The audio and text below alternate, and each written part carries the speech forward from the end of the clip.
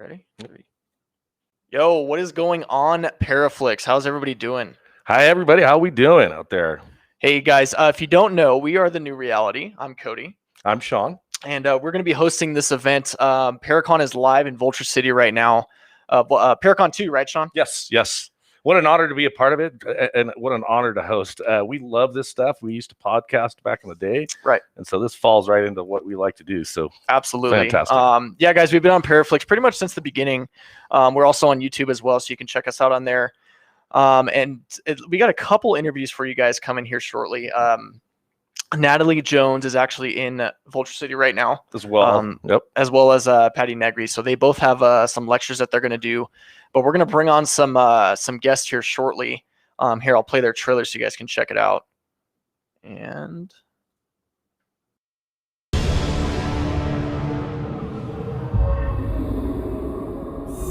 I'm Rob Thompson.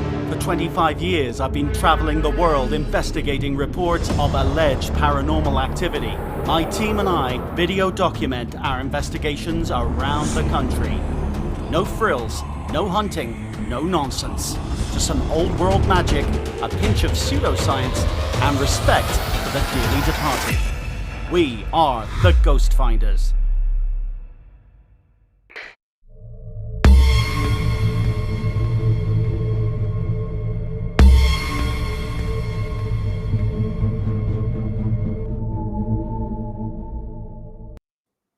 awesome trailer. Yeah. What an honor to be a part of this, right? Like, you guys look amazing, right? Heck yeah. I think they're on season 11. Well, let's bring them in, shall we? Yeah, let's do it. All right, we're going to bring in Rob right now. What's up, Rob? What's going on? How we doing, Rob? Oh my gosh, you caught me. How are you guys? How are you? Enjoying his day, huh? Purely medicinal, I promise. No, you're good. Sunday. What's up? What's up? Everyone looks happy and shiny. Heck yeah, man. We're just we're enjoying your trailer. It's an awesome trailer. Yeah, it looks like you've been to some really amazing places. Thank you. Yeah, it's this sort of really the last couple of years we've really up the ante. You know, we started out doing this in like 2010. It was very sort of basic, very Blair Witch sort of like, okay, set it, forget it type of thing. And we've sort of evolved over the years, and as you know, as we've grown as a team, and you know, and so as of our experiences, and so. Yeah, season 11 was just we just kicked that off our Facebook page as a free episode, 45 minutes special, and it was just an extraordinary place, Sweet Springs Sanitarium in West Virginia. Should we bring in the rest of his team? Yeah, you're actually, the other team just popped in. I'm gonna bring them in for you right now. Yeah. Here's Steve. What's up, man? How you doing, Steve? How's it going, guys? Can you hear me? There's Steve. Yes, we can. We can hear you. Okay, perfect. All right. How's it going? It's going fantastic. Yeah, we're super excited to be here. It looks like Megan's here as well, but I don't see her picture, so we'll wait till she pops up to bring her in. She said so you guys, she looks like is she muted? Maybe. Megan, if you're here, knock once for yes. I don't think she can. Oh yeah, of course. Knock. All right, she's here. Let's bring her in. Let's bring her in. What's going on? How's it going, Megan?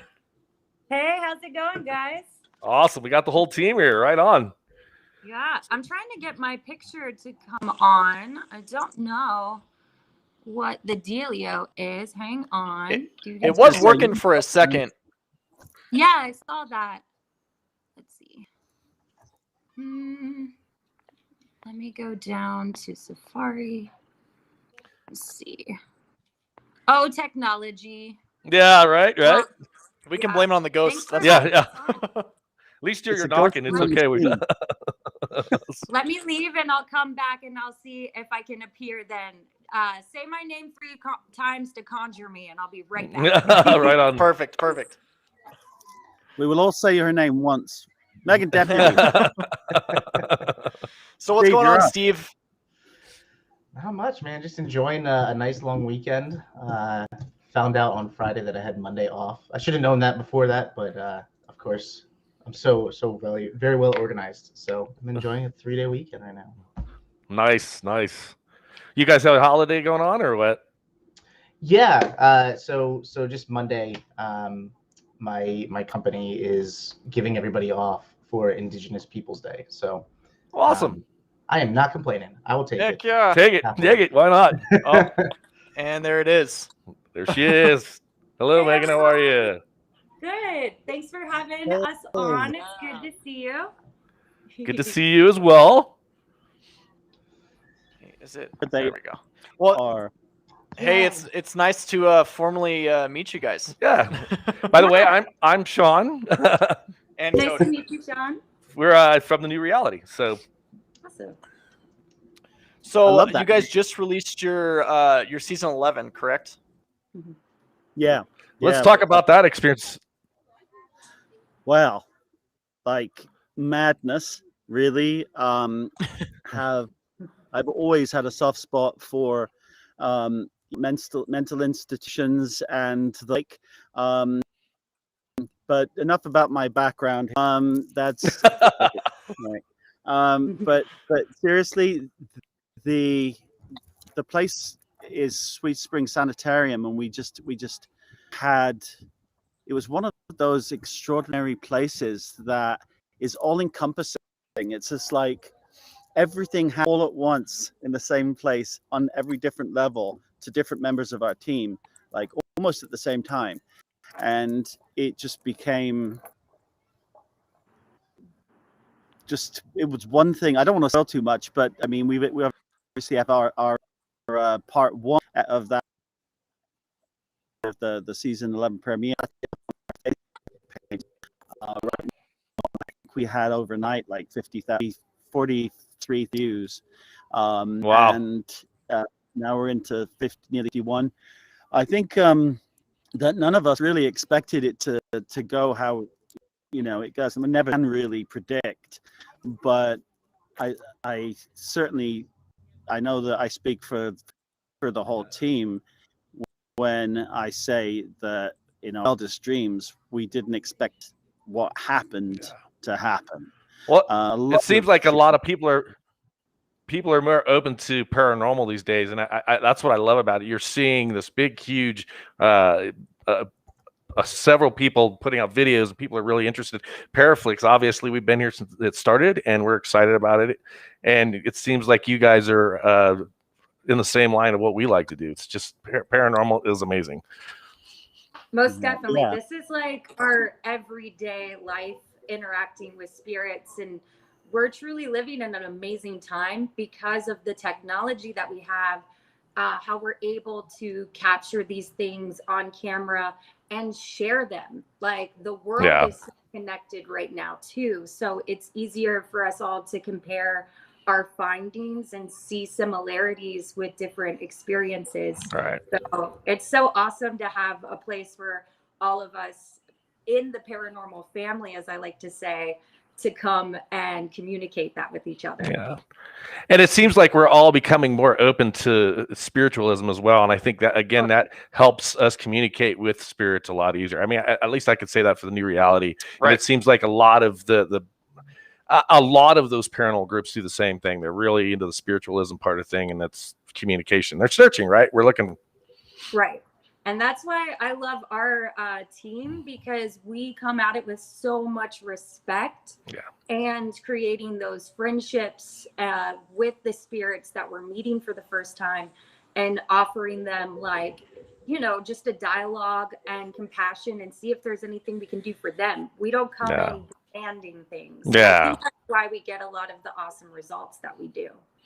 Seems like-minded people. That's exactly how myself and Cody approach it as well. It's a respect. They're human beings just like you and I, and that's the way to approach it, right? Just be respectful, and you're probably going to get a lot more communication going on. So I like it. Everything is about intention, and I think that more and more people are realizing that now, and spirit can tell who you are. You don't have to.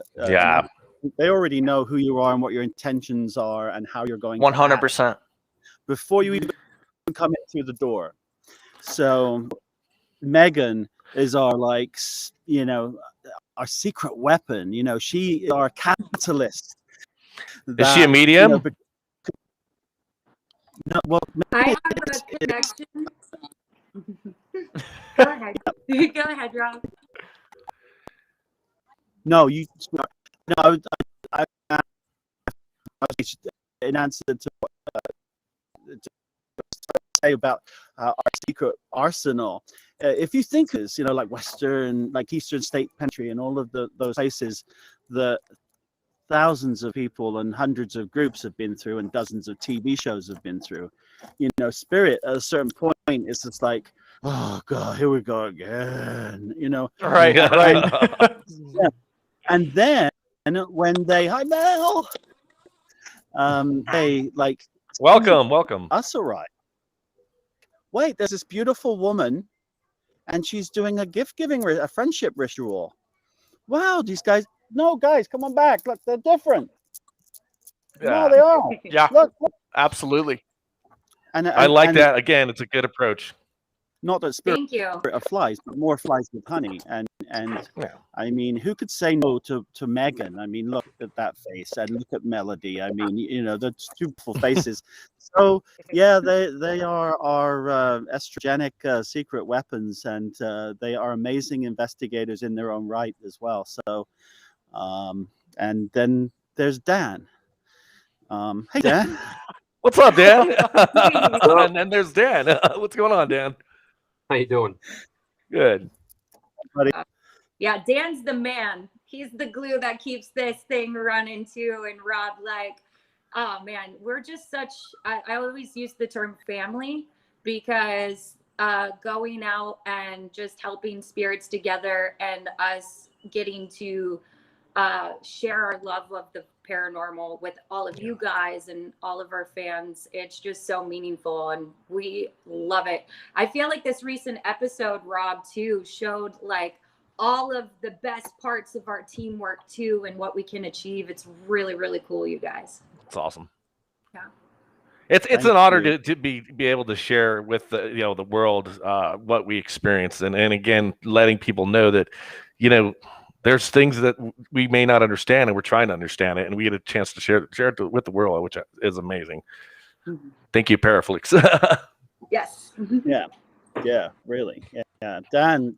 No, when we actually did the episode for the Hinsdale House, and that's how I met Dan. I was fortunate enough to be, we're fortunate enough to be invited in there, and that was on my bucket list for so long, and it's just. I'm still waiting for my green M&Ms, by the way. He told me he was going to bring me green M&Ms if I let him investigate the Hinsdale House, and I didn't get any. So I would have to buy 100 packs and then sit there for 2 hours, just bring them all out. They don't sell them individually a lot up here. Those be stores anyway. But Dan, the man, is absolutely, like Megan said, the glue, part of the glue and fabric that holds this happy, crazy, mad, well-intentioned, awesome family of investigators together. And we love him to bits, even though he's just constantly pulling my chain like no one. So you guys all bring something different to the team. What is it exactly, Dan? What do you do for the team? Maybe we get a chance to talk to each one of you guys. What do you bring to the team? Maybe you have a strong attribute. I mean, I have an intuitive side as well, but I'm also a big equipment kind of techie kind of guy. So I have tons of, my wife probably would kill me if she knew how much equipment I have in my office right now. I hope she's not watching this. But I literally, anytime there's a new piece of equipment that comes out that looks interesting, I always get it and test it. And I like to experiment with that on the show, using them just to try to see what type of results that we can get. Nice. In correlation with what Rob does and what everybody else does, it's really interesting when it all comes together. When you're using equipment along with a medium and an investigation all at the same time to be able to kind of collaborate together. So that type of stuff really interests me. History, obviously, we're all in it because we all like history. We're all history buffs. bringing back the history and bringing back things that that maybe are forgotten to put on people's plates. But I think it's interesting, and I mean that's what keeps me motivated. Heck yeah. Yeah, right on. So, Well, just it was funny you said you were mentioning about history. I hated history in school. I couldn't stand it.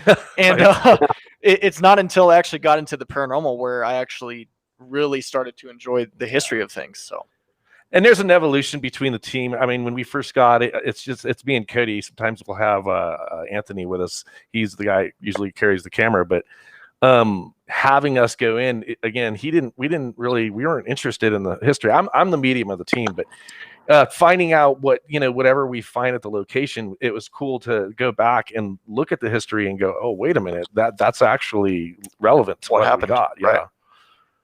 So who's the medium on your guys' team? Steve. Is that you? Steve? Yeah, who is that? Steve. Anyone know? Yeah, totally. They didn't even hesitate on that one. That's called Daniel, getting thrown under the bus. We needed to hear Steve's voice for at least a second. He's like, Steve, "That's tell us Daniel, about yourself." Thrown under the bus. extra large medium. That's Rob, right? Yeah. No, I suppose I've really sort of been a closet medium all my life, and I just really just these last few years just really gained the stones to come out and actually start developing the ability. And it's really been, and it is unfolding as an extraordinary rebirth into this universal psychic ether that is always around each and every one of us, and some of that we actually all have the ability to tap into. Yeah. And the spirit equally has the ability to tap into this sort of limbo place where we can meet and converse and communicate. For me, it's only been really the last couple of years that I've come out and been and done show, and with my psychic mediumship teacher Diet Renee, who trained under Lisa Williams, the well-known medium. I actually studied under Lisa. Did you study under Lisa? Yeah, she's. I've been to a couple of her workshops. Yep. So you probably know Diet. Yes. I've heard of her. Yeah. And it's every day is an extraordinary adventure. I'm just very blessed to, number one, have her, and number two, to have the most amazing, incredibly experienced, and just off the charts team around me that make everything, all the pieces fit together perfectly. Yeah. Heck yeah. Yeah. So I know, it's from the moment I met you, Rob, is the moment I started pushing you, because I knew how good you were, and just with it was just that confidence that needed to come out a little bit more, and you're I mean, from what we've done in the past couple episodes, it's there. I'm proud of you. Thank you. Yeah. Thank you. That's awesome. Yeah. That is amazing. Yeah, and again, I think being in the field, we all start picking up. We all start getting that feeling and being able to communicate. Megan, are you in the similar boat? Are you kind of? I feel like maybe an intuitive. You feel like something's there, but you're still not fully embracing it. For me, I've actually been witch practicing eclectic witchcraft and traditional witchcraft. My grandparents helped raise me on that, so I've had that kind of relationship with spirits going in. And back at season 7, I want to say, Rob, he invited me to come be a guest in just an episode, and with the way I did ritual, we got amazing results. And Rob was like, do you want to just be a part of the show, not just a guest? And I was like, most definitely. This is what I do on my Tuesday night, with or without cameras rolling. So ever since then, we've just been bringing those traditional ways of speaking with spirits and marrying them with the new technology that's out there.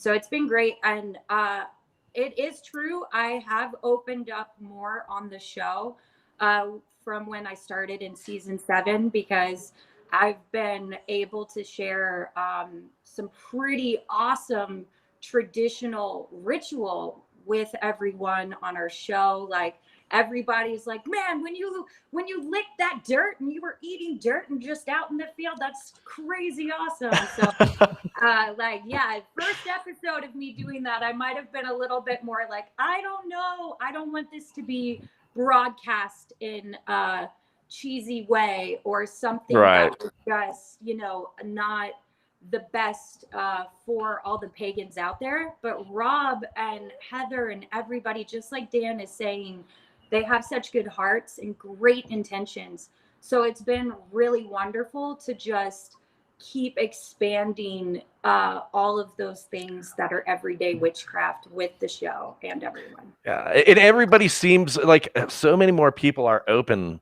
to this now, and really are more accepting of it. And that's the beauty of it. Again, everybody, I like to say it's a great awakening. People are becoming and they're searching, and we get a chance to show them in a real way. We take this very seriously. It sounds like you guys are the same way. We love this, and we want to continue to do this, and we want to prove to people there's something that we're trying to understand and we're trying to prove, and we want you guys to follow us on this journey. Everybody said good energy to Melody's mom. I guess she had to leave because her mom fell. So. Oh no! Terrible. Oh no! Yeah, can we Send she's good okay. vibes. Yeah. And Melody is such a wonderful part of our team too. To speak for her, she is an amazing and seasoned investigator, and to cover all of our bases and stuff, she'll just make sure there's no way that we're getting any false readings, and she helps us debunk a lot of stuff and does wonderful like safety checks of the perimeter. So we have like every single base covered, and then we can switch and kind of like all how would you say it, just build on one another. I love our team with the Ghost Finders. It's awesome. It sounds like you guys work off each other, which is great. Oh yeah, it puts together like spontaneous. It just happens, and you know, people who have an appreciation for that, I would say, well, you know, wasn't this out of the box. You know, it was to find people who had such passion that it was their life breath. It was their lives. You know, the dead are all a big part of our lives. I think you hit the nail on the head earlier, mate, when you were saying about how this has really evolved in leaps and bounds, the whole awareness of spirituality, but also a lot of this is being elevated, I think, in a way by our daily with this pandemic. It's death. It's all around the news. It's in social media. So I think because of this, it's really made people think even more about, okay, what's after this? You know, this is one of the things that reasons why we love doing what we, you know, you do what you love, and you never work a day in your life. Yeah, there it is right there. Yeah. We're gonna do this one day for a living, but you know, right now it's part-time. It's a passion. We put all of our extra time into it, and it sounds like you guys are blessed enough to be able to do it for a living. It sounds like, which is great. And again, it's not a job, right? It's an adventure. You know, it's funny. I had I'm actually out for my kids soccer team. I teach soccer and U5s. Nice. So they're all like running around like crazy. There's my daughter Lily, who's 4, is one of them somewhere around, I hope. And and another one is Haley. And Haley, when I met Haley, it was about 2.5 months ago. She was just like, "Hi, you look different. How are you?" and then I realized she had mouth. Wow. Huh. Telepathy? Yeah.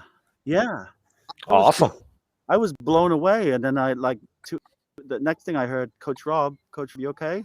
You okay? And I yeah, like I was like just snapping out of it.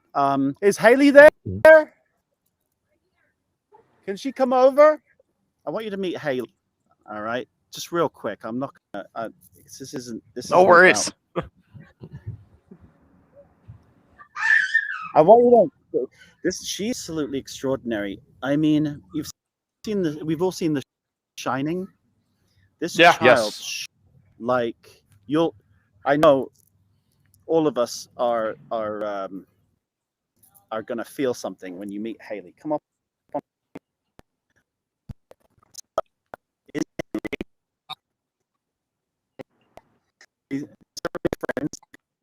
Themselves. Hi, Haley. How are you? Hi. All right, and we were talking about and Haley and I chatted without other people hearing us, which is pretty neat. Because I'm like, take a shot. We got Rob Droid going on here. Oh, Yeah. Who does it scores all the goals? Oh, Oh, I think we lost. yeah, I was that? think she was a technical difficulty. So much energy coming There off you of her. I was going to ask him to read my mind next, but let's see. We'll save that for a shoot. Rob, what am I thinking right now? And I'll give him a dirty, evil look. There, he's back. There he is. We're back. Sorry, yeah, we distorted the psychic. But Haley, you saw, don't you? When you see what kind of people do you see? I see people Passed away, and Wow. they are like Uncle Aunts, or who was the last one you saw? Anyone today? Last one? Who was it? Yeah? Very cool. Did you chat? Did she hang out? You play? Super cool. Because, to have friends over. Nobody knows. Have fun.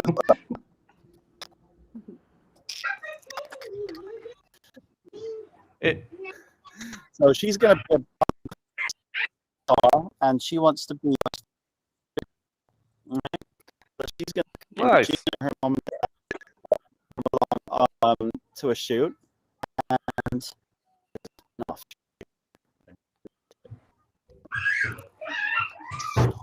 rock star, paranormal rock star. There you are. Nice. Rob is glitchy, yeah. Yeah, you're kind of glitchy there, Rob. Going in and out. Rob Droid. Oh, his connection's bad. There it Yeah, is. yeah. So while Rob gets that all squared away, what can we expect from your guys' season 11? Well, I mean, on top of what we've all done in all the years that we've been doing investigations, we each bring kind of a different aspect of our lives to the plate as well. Like Heather and Rob, as far as all the years, like with Heather, she's an amazing editor.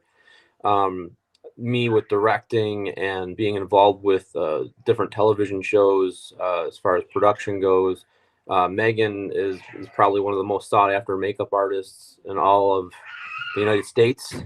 Nice. Wow, nice. I think we are able to we take it to the next level as far as when we're shooting our investigations and able to really push ourselves to make it not fluffed. You know what I mean? We're Sure. coming in, being able to actually film and honestly do what we do and be able to portray that on camera and make it interesting for people to watch. So it's not like you're just going to do a live. we'll let it be Right. from shooting a reenactment or makeup or whatever we're doing. Everybody brings something else to the plate, and I love the quality of our episodes since the end of season 10 moving forward. It's amazing, and adding a narrator to the story as well to be able to portray the stories that we're doing. I think it just really adds to the video output that we're having at the end of the day. Most And that's what it's about. Yeah, it's all on presenting, right, Cody? Yeah. Presenting is something very hard and yet very easy to do. You really have to find what you guys are looking for and stick to that, and really just only focus on that. Yeah, and we're sticking to our guns as far as our purpose of being there. It's not, to find a demon or really scare people. We're there to help or try to uncover answers for the people that are bringing us in, and we're documenting that in a way that is interesting for people. And that's awesome too. It seems like you guys try and go in and debunk, and that's really what Shawn and I try and do as well. Is I think you have to, being a paranormal investigator, you have to debunk. For sure. And not every place you're going to get paranormal, right? So, there may be some interactions, but nothing major, That's where people like you come in to make it interesting. Yeah. Because if we can't find it with our gadgets, you'll find it with your brain. So that's good. Right. Or your third eye, is that what it is? The third eye? Yeah, it's third eye awareness. Where is it? Yeah, it's may have knows it here, but no. And again, I like the idea. What's that? No, I was just saying we were talking about third eye yesterday, and Kaylee, this is. Lost him again. again. Rob. Poor guy. Yeah, again, this awareness, I think, also brings them to where they want to communicate. Because, again, we bring in this light, right? And they're like, okay, these are good people. These aren't, yahoos that don't really know what they're doing. They're coming in for a good purpose. And again, we shine a little bit differently. And I think that they can recognize that. Right. And we've been pretty successful. Yeah, exactly. It helps them open up to us more. And with us, like giving our best to the cinematography and the experience, we're trying to help immerse the audience too into what that relationship of being there with the spirits and communicating them is like. So exactly, it's a little bit more than just a live stream. You can feel and see what it's like to actually physically be in that space, and the close conversations we're having, and how a little bit more intimate they are than just like some yes or no questions back and forth. We get into like how they feel being there, and the awareness of some of the spirits too, being like, I know I'm here by my choice. My emotions are keeping me here. I feel like one day I will be able to leave when I want to. I know it's up to me. It's not somebody being like, poof, magic, I said the words and now you're free. They are going through their own, sometimes trauma in these places. And I'm just so happy and proud of everything we've been able to capture and share exactly from season 10 to now 11 with you guys. So it's kind of like a new way of experience a paranormal show. And I think exciting too, especially like with you, Megan, with the rituals that you do, because you do different rituals at a lot at the locations that we go to based on what you think is going to be best for us to open up those lines of communication.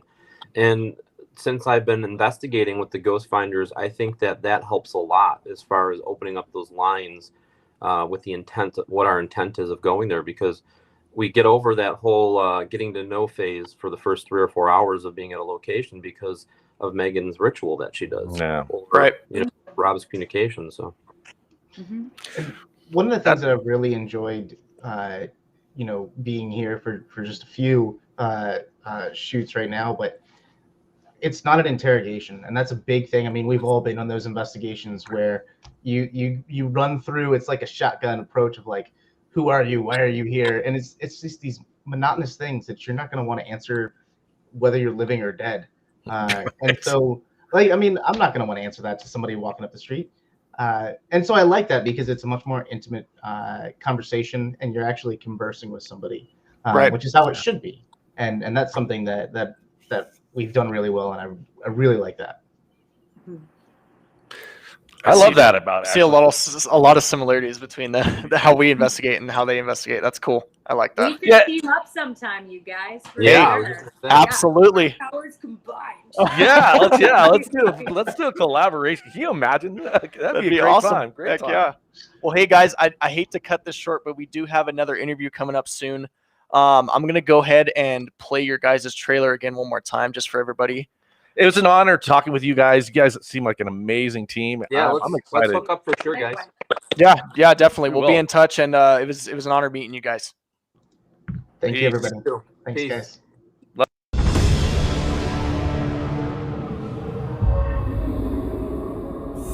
I'm Rob Thompson. For 25 years, I've been traveling the world investigating reports of alleged paranormal activity. My team and I video document our investigations around the country. No frills, no hunting, no nonsense. Just some old world magic, a pinch of pseudoscience, and respect for the dearly departed. We are the Ghost Finders.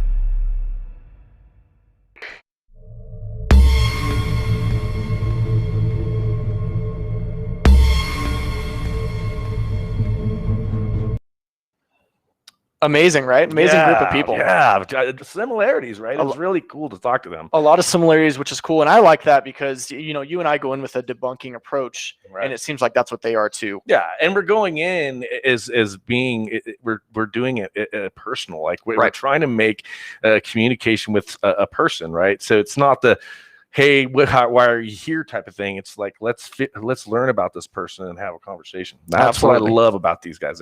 Definitely a cool team for sure. Absolutely. Well, let's bring our next guest. We'll bring him in right now. And I think they're all here. What's going on, Hey, guys? what's up, guys? How we doing? How are you guys? Fantastic. Cool. I don't think we formally have ever met before. My name's Cody. I'm Shawn. We're the new reality. Hey, guys. how's it going? Hi. Well, my name is Cody. Sorry, I So kind that of makes that easy. There it is. That's the best name there. So it's perfect. It is. So how are you guys doing? Yeah, cool. Just chilling. Sunday. I haven't seen these guys in a while. What was that? Cody, you got a haircut. I haven't seen you in a while. Yeah, I mean, I'm well. It's more. My mother died like 3 days ago, so I'm lucky I'm even here. So, I am so sorry to hear that, man. Yeah, I'm sorry, buddy. yeah. So it's been. She actually went in the hospital whenever we were filming, and got out of the hospital, went to a nursing home, and then things went downhill. So it's been rough. So actually, I don't have a haircut, Ryan. It's more I need to wash my hair. That's your version of a haircut. It is my version of a haircut. I mean, your hair's still red. You told me it didn't. You lied to me. You lied to me. I did not lie to you. I told you what the hair part. His hair is natural color. Yeah, he's like vampires. Their hair is red naturally, you know. And I was like, what the hell are you talking about, dude? Like, okay, and I fought against it. I did not want to be a ginger, and so Gotta embrace it, bro. yeah, he made me do it, and they said, oh, it'll go away like in 3 weeks or something, and it was a lie. It's been 2 months. Yeah, it was a total lie, and my roots are blonde, but my hair's red, and you ruined my life. All right, perfect. But it looks great on screen. Oh, that's great, Cody. That's funny. But I don't know. Who are you guys? I don't even know what's going on. So we're the new reality. We're hosting PARAFlixx for in Vulture City right now. We wish we were there. We're not. We're actually hosting it offsite. So Yeah. We're a paranormal team that's we're on PARAFlixx as well as YouTube. Yeah. We've been doing this for 15 years and we love what we're doing. Cool. How So about you guys?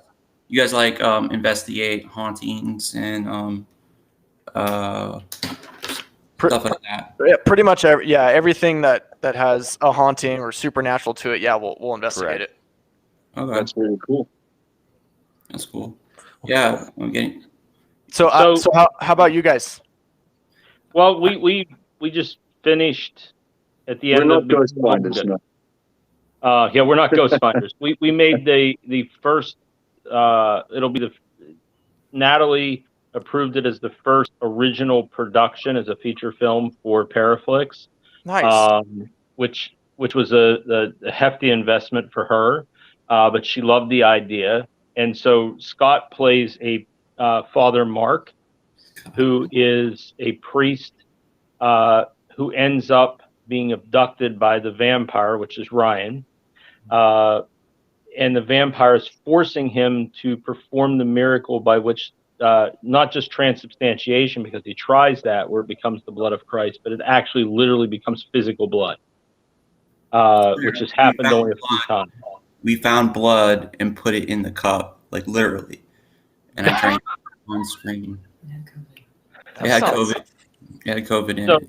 So unless you're Catholic, it's happened a few times. Pope Francis had it happen as when the wine became blood, and it's always AB negative when they've tested it. But to make God do what he wants, he starts to kill people because he's a vampire. Yeah. Hell yeah, it sounds dope. Yeah. Releasing that. I'd like to see that. Yeah. So basically, like, but the twist is really that it's interesting is that I play the vampire, I'm the evil one, but yet I have more faith in God than the priest himself, because the priest has just gone through this crisis where he almost lost his faith, or he has lost his faith, right? And so he's trying to perform this miracle. I'm moving him on, being like, do it by like killing people. But yet I have more faith that it will happen than he does, because I know that there's a God, because I'm the devil pretty much. So I'm more in tune than he is. So that's like the duality of the film, which is very interesting how it like portrays how it's almost like that old adage where the meek shall inherit the earth. People that are more broken or closer to God, you know? Right. So, and go ahead. Cody, what role do you play in that? Well, I was the director and the executive producer. I ended up having to play a character at the beginning of the film because our actor didn't show up. I'll tell you something really neat with this film is we had help, not the Academy can't endorse officially, but a lot of people from the United States Military Academy helped, because my wife is the music director there, and one of the two music directors. The other one will be doing the composing. Father Matt, who is the chaplain for the Catholic Chapel, was our theological advisor on the film. Father Shawn Mangus, who is a military chaplain, who used to be at West Point, also advised on the film. So so did their religious ed director, and then the Capuchin friars got involved. So it's very, which made Natalie very interested in this for PARAFlixx, because how many times does independent film get people of that caliber involved? And Ryan, what Ryan just said, there's a moment when the vampire is sitting there poking the shoulder. I love it. He pokes Scott's shoulder, Father Matt's shoulder, saying, "I believe more than you." Like, it's so like, because he has no doubt, right. Like every day he says he has to deal with the big three, that they're always causing him trouble. Yeah. And so he goes in knowing that if I can get this blood, it'll cure me. Life will be good again. And we were able to do we have one scene in the past, which my wife was in with Ryan. My wife is a first-person historical impersonator, and so we have clothing from the time period, and we had the leading expert on 19th century clothing come over and help do the clothes. And I mean, I think I was trying to get a clip together for now, but my mother died, so that just went by the wayside really fast. But that moment was just really well done, and I think it showed we were fortunate to have Ryan's a stand-up comedian, but Scott he had just had a film that came out on Amazon, and we had superb actors, absolutely superb actors for the roles, and everything leans on these two men. I mean, the truth is both of them. I was going to ask Scott, did you have to do any background as far as playing the part, as far as how priests would act, or was that something that's in your background? Tell us about yourself and your part. Yeah, I did some research, but I had this image of priests, of how a priest is, how their life is, and then I started watching some YouTube videos of priests doing blogs and having a camera follow them around. There's a lot of videos on YouTube about priests showing how they live. Man, it got turned upside. I mean, there's priests that are surfers that are just, if you didn't know they were priests, you'd think they were like a dude going to a bar every weekend. Right. Just the way they, yeah, it's like a regular bathhouse, attendee. Absolutely. So, yeah.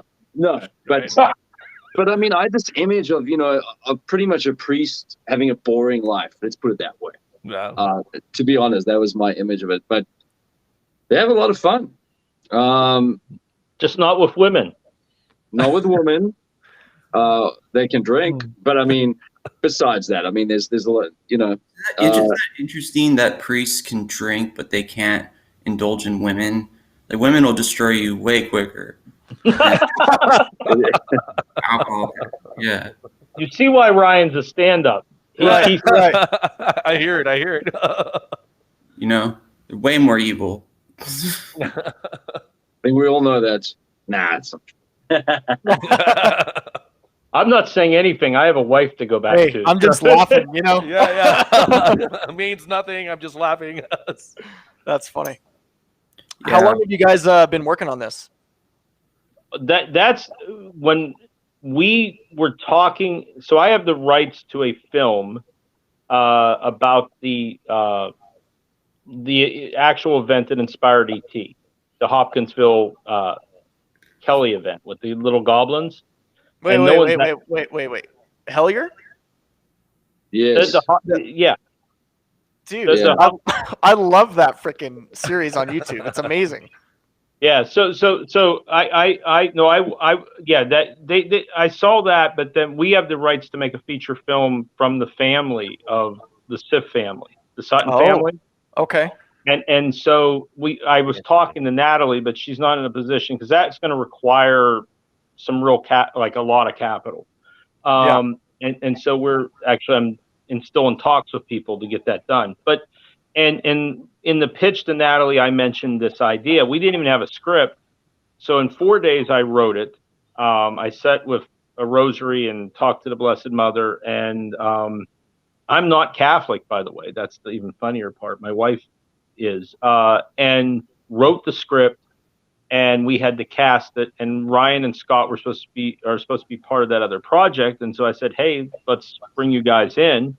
And actually used a lot of people from that project because we used Kane Preston back. Also, he lives in New York, and it was like in 6 weeks we went from having no script to filming, and so it was a really fast process. Wow. And Scott had to learn how to sing Gregorian chant, and so my wife was teaching him online, and then That's a bit of a challenge, to be honest. What's that? It's a bit of a challenge. It sounds challenging. Yeah, I felt bad for Scott. He had like some challenging things. It was fun.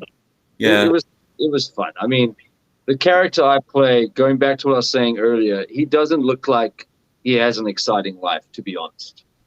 The character I play looks like he has a boring life and a very depressive life. But yeah, it was still enjoyable. He's still laughing. Yeah. Well, he was inspired a lot by I mean, one of my favorite films is The Exorcist. So Father Karras is a great role model. You're sitting down there great like film. a priest. You know, because people think, oh, there's all those effects, but what really is about the priest and what he's going through. And so that's what with this, you know, this is entirely focused on the priest and the vampire. I mean, there's another character that has a really major role, which is played by Jen Nolan, who is the mother that is abducted by the vampire. And she has, but I would say her role wasn't as complex as both of these men, because she's pretty much a good human being, and they're not. Neither one of them. They've got issues. You know, she's pretty simplistic in comparison. But the main focus was the two. And then we have a bishop, a small role for a bishop, and a small role for this guy who's having sex with his boss at a radio station or TV station. He's the cameraman. What? Wow. A bit of comedy in the film. That's the thing you added in late. Like after I left, I think even after you left, Scott, did you add that in, that twist?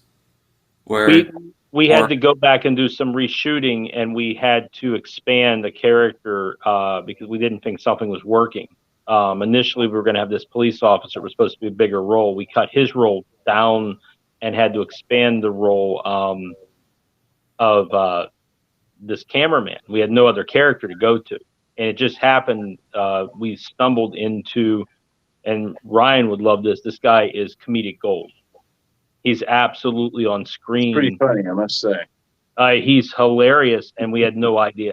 He was just a local actor, does theater, Brooklyn accent, and he is just he soaks up the screen. And we worried if it was too much. And my wife watched it the other night, the rough cut, and said that it's absolutely Shakespearean. He's a Shakespearean fool, which was the intention. Like he takes away from the tension. There's so much tension between these two men. And then we go to him and it breaks that up. It gives us the tempo wise. It's like, okay, let's laugh for a second. And then let's go back to a deadly serious discussion about, does God exist? If God exists, is it really fair that we're supposed to follow his rules and we have no idea like what these rules are? Like we're just supposed to figure them out, and then we get punished if we don't follow them. I mean, Ryan delivers some lines on that are the way he delivers them are incredible. That sounds super intriguing. Yeah, exciting. And the thing is too is that like in that scene where Cody talks about where I'm with Cody's wife, Emily, who's playing the vampire that changes me into a vampire. I'm like a French 18th century aristocrat or something. You're a doctor. Remember, you're a physician. Right. I'm a physician, and I don't believe in God. Right. I'm very secular, and I mock it. And so once I become a vampire, I spend my whole existence using rational methods to transfer myself back from that world of darkness into the world of being immortal, right? I can't, it's torture to be immortal. At first I have fun, I like it, but then I just start resenting it. And then I have to it's strange though, because I almost look at the whole act of transubstantiation as a science experiment almost, you know? I'm like, I gotta get the priest, I gotta get this, the cup, the chalice, I gotta get this done. You know, I'm looking at it totally from like a rational perspective. And but yet I have more faith than, because I know it'll work. So there's all these like interesting dualities at play. It's not a normal film, guys. I mean, it is different, to say the least. Seems very interesting, actually. We all have sex on film, right in the moment. It's just crazy. And how long is the twist? Yeah, that's the twist. Is that I've never watched a film like this. gay sex turns back into being mortal? It is right now an hour, and we just locked video, so it is with credits. It'll be an hour and 45. Heck yeah! And so I mean, it is a horror film, but it is more thriller like. Clearly a comedy as well. And a There's a little bromance. bit of comedy. It's just everything all in one. And a bromance, huh? There's action as well. There's action. There's It's a I porn. guess there's a bit of horror, yeah, Porn to it. and a lot of drama. Lots of it's really a drama. I mean, the gentleman who played a bishop works for NBC, and he said, Cody, this is clearly a drama, but it's dealing with these issues. I mean, and I can give a little bit away. The priest is dealing with the complication of, if someone kills your family, is it okay to kill them if they don't fight back? Is that a just or unjust murder? And that sets the whole film up, without going into too many details. And that's a really big question. I mean, the Catholic Church has settled it, but for us emotionally, most people would say, yeah, you have a right to, but then that's not what faith is in Christianity and forgiveness. And it's a very complicated mix. And we probably have more acts of confession in this film than any film ever made, because there's 4. We do the act of contrition 4 times, and people have to give up their faults, and they don't want to. They have to be honest about them. So I mean, I've been blown away by the performance of both these men, because I've had to stare at it every day and hear their voices in my head over and over and over again. And Ryan's hair's still red. Wow, I'm blown away by that too. When he turned, Ryan's what? Your hair is still red. The edit's been a challenge. I think Cody's put a lot of work in. When I messaged you, being like, Cody, what the fuck? What is going on? Well, I can tell you that after they see this performance, people are going to want to see you in red hair. Never again. There it is. There it is. I'm going to shave my head and get a swastika on it or something in protest. But yeah, and what's interesting is, like, that's why I choose Father Mark Scott's characters, because he is having a crisis and he has committed a sin which he is not repentant of or remorseful of, really. So I identify with him, so I'm like, I'm gonna get this guy and kidnap him and make him do my thing, Now, when will this be live? We are we have to deliver it to Natalie and PARAFlixx. If everything hits on schedule, December 31st. December, we're going to music. Craig Williams, who's the music director at West Point, is the composer. He's at the Cadet Chapel. We are working on, and a lot of it depends on COVID. They have not opened Eisenhower Hall yet. We are hoping we can pull off a premiere there. The Cardinal Sheen Center in New York City wants to have a premiere. We're going to have a physical premiere, but it was built for a streaming service. So, I look ahead at that, but we would love to have, because so many people from the Academy were involved. There's a lot of rigmarole, and we never know what could happen. If they say yes or no. I mean, it's government. Right. But they have done it once before, and the standard has been that the cadets can come free, which we're perfectly fine with. There's 5,000 of them. They can come and watch it. That would still be, we think that maybe we can pull that off. Now, what's the name again, so I can post it up on the chat for everybody? Transubstantiation. That's right. Which is the process by which, when a priest is doing the mass, the wine and the bread become the body and blood of Christ. So people aren't Catholic, don't realize that means they believe that it is literally the body and blood of Christ. Right. I think that title will get people's attention. I mean, most people might not know how to pronounce it. I don't even know how to spell it. Especially after a few drinks. I mean, try to say that. But right. It took me a while to learn to spell it. I think it'll definitely get, that name, not many people have seen that title before. So I think that'll get spark people's interest. attention. Well, I know we're super excited, right? Yeah.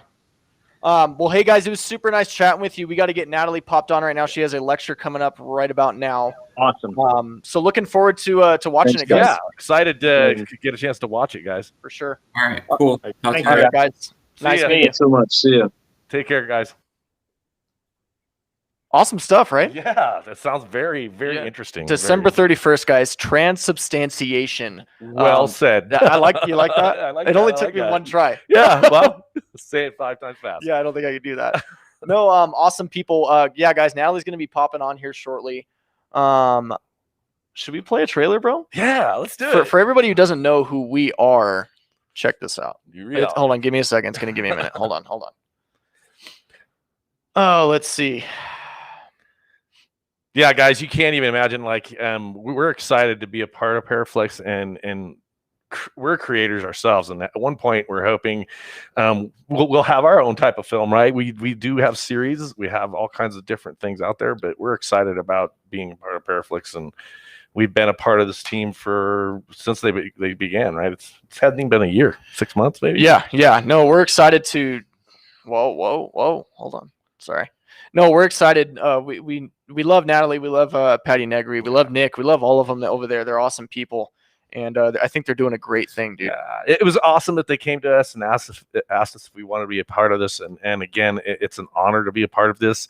And you see the growth just it's been, I don't know, like I said, 6 or 8 months. Yeah. And you see the growth in the creators that are on there, and it's really awesome to be a part of it, honestly.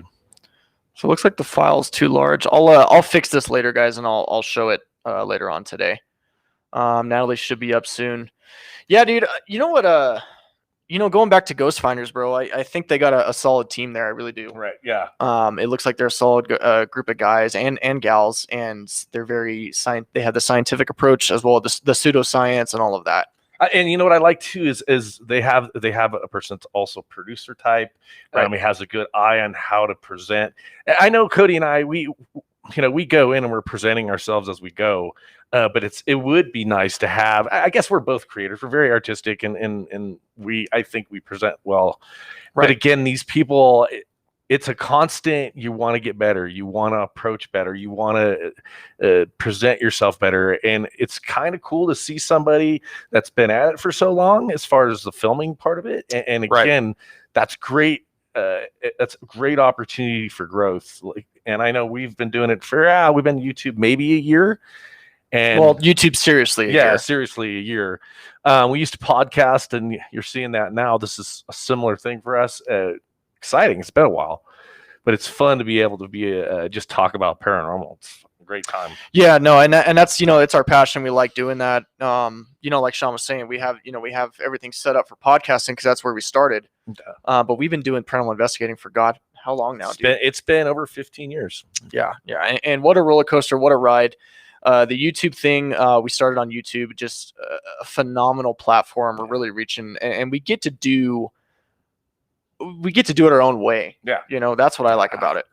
And again, that artistic eye. I mean, we already, we as a team did investigations very well already, but then we had to learn, and we're still learning, how to present it to people.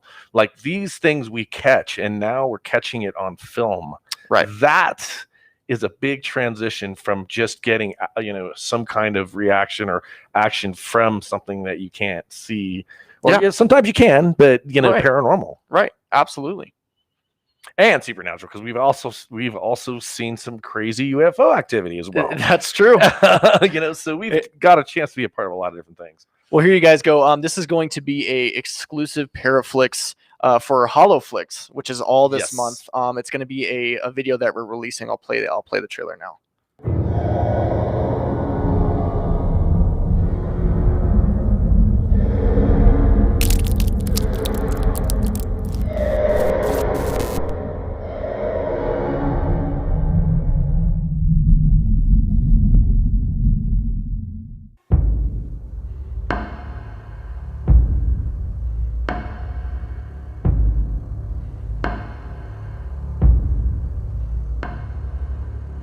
That just went off. It did. Eat what? What was that? Oh, shh. Oh. What the fuck was that, dude? Thank you. Going off again. It's the blue now.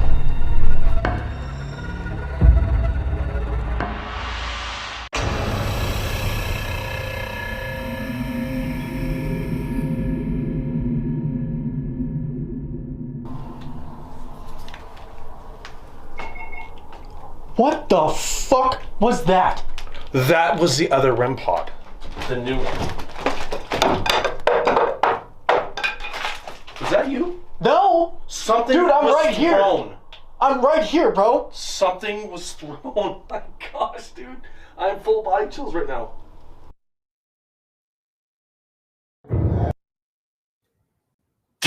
There it is, guys. There it is. I mean, dude, I got goosebumps listening Yeah. to that again.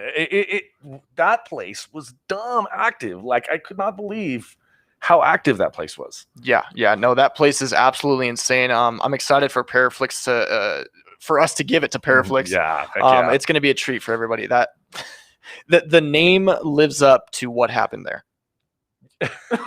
Let me just say. Yeah, we'll probably go into the story and how that all became, but I'll tell you what, there's been some remarkable things, and that place lived up to its name. Yeah, 100%. Did you just copy? I You did that on purpose. Let's see if we can pop Natalie in here. Natalie, you there?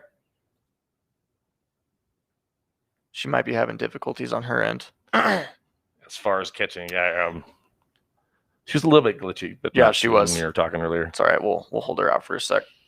Yeah, so exciting about this. This is an exclusive for PARAFlixx, and again, we've got some really good locations, and we've caught a lot of really amazing things.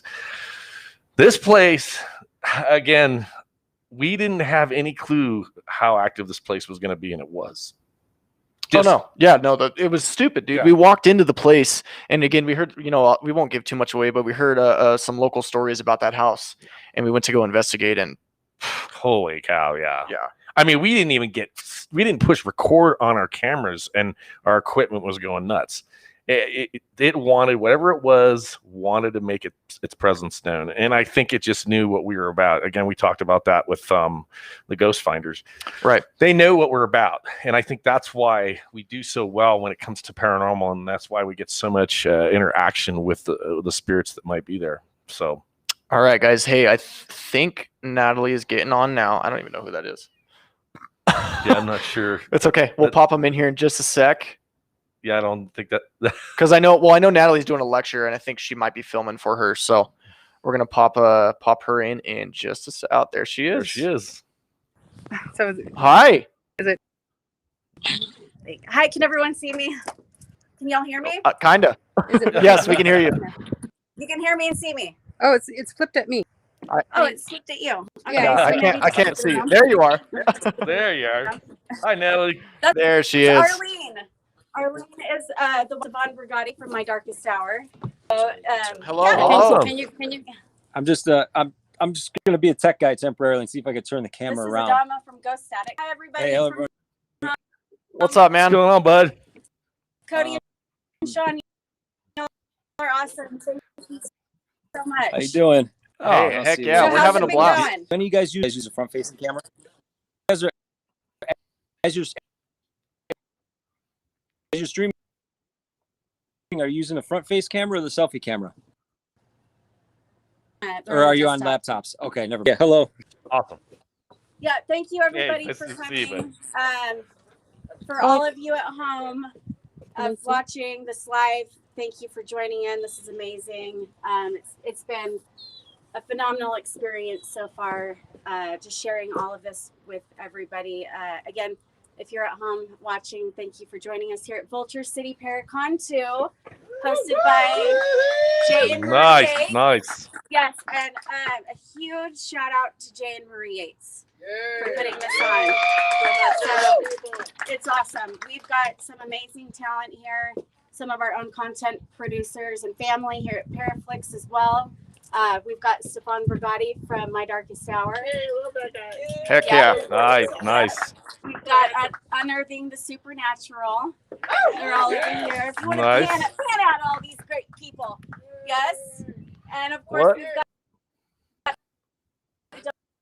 Doma Fischella from Ghost Town. Yeah. And over here, we've got Todd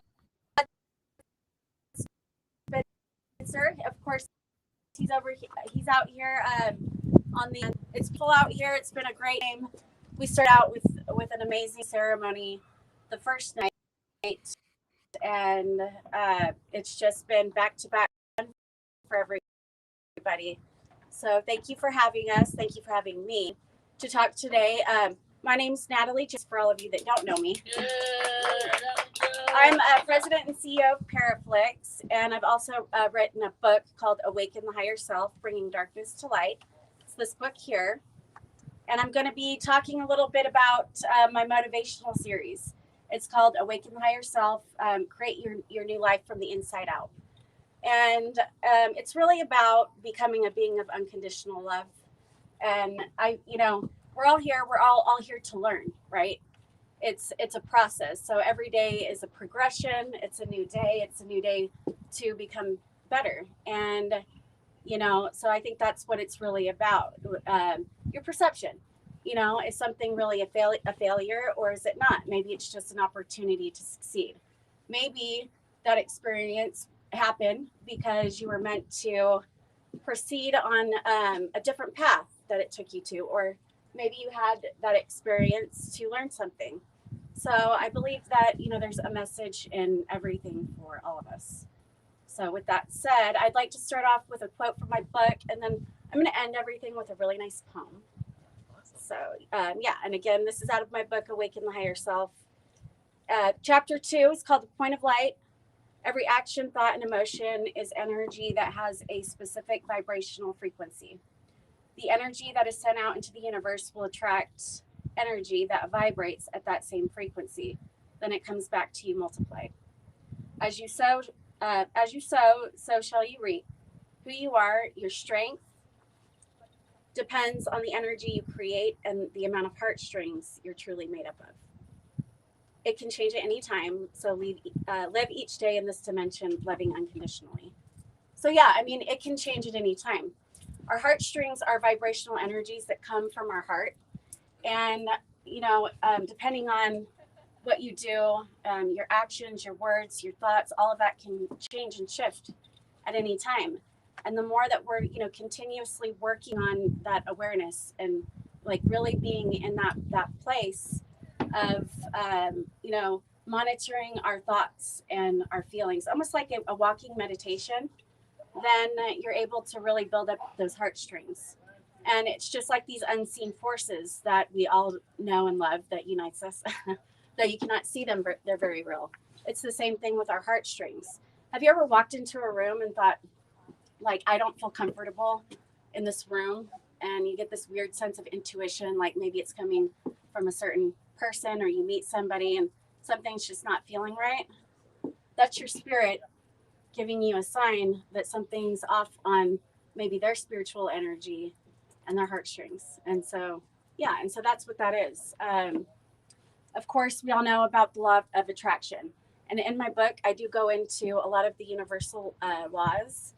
But, our thoughts and our feelings are extra important in everything that we do, because our thoughts are made of electric energy and our feelings are made of magnetic energy. So it creates like these electromagnetic fields around us. And so when you're in that awareness and that meditation, you're able to elevate your heart center, which then emits energy out into the consciousness field, because we are all creative beings. So those electromagnetic fields that we're creating, that we put out, that's how that works. That's that law of attraction. Everything coming back, people, places, and things in your life that you attract. It's that vibrational frequency that's being sent out. It's all about energy. Everything is energy.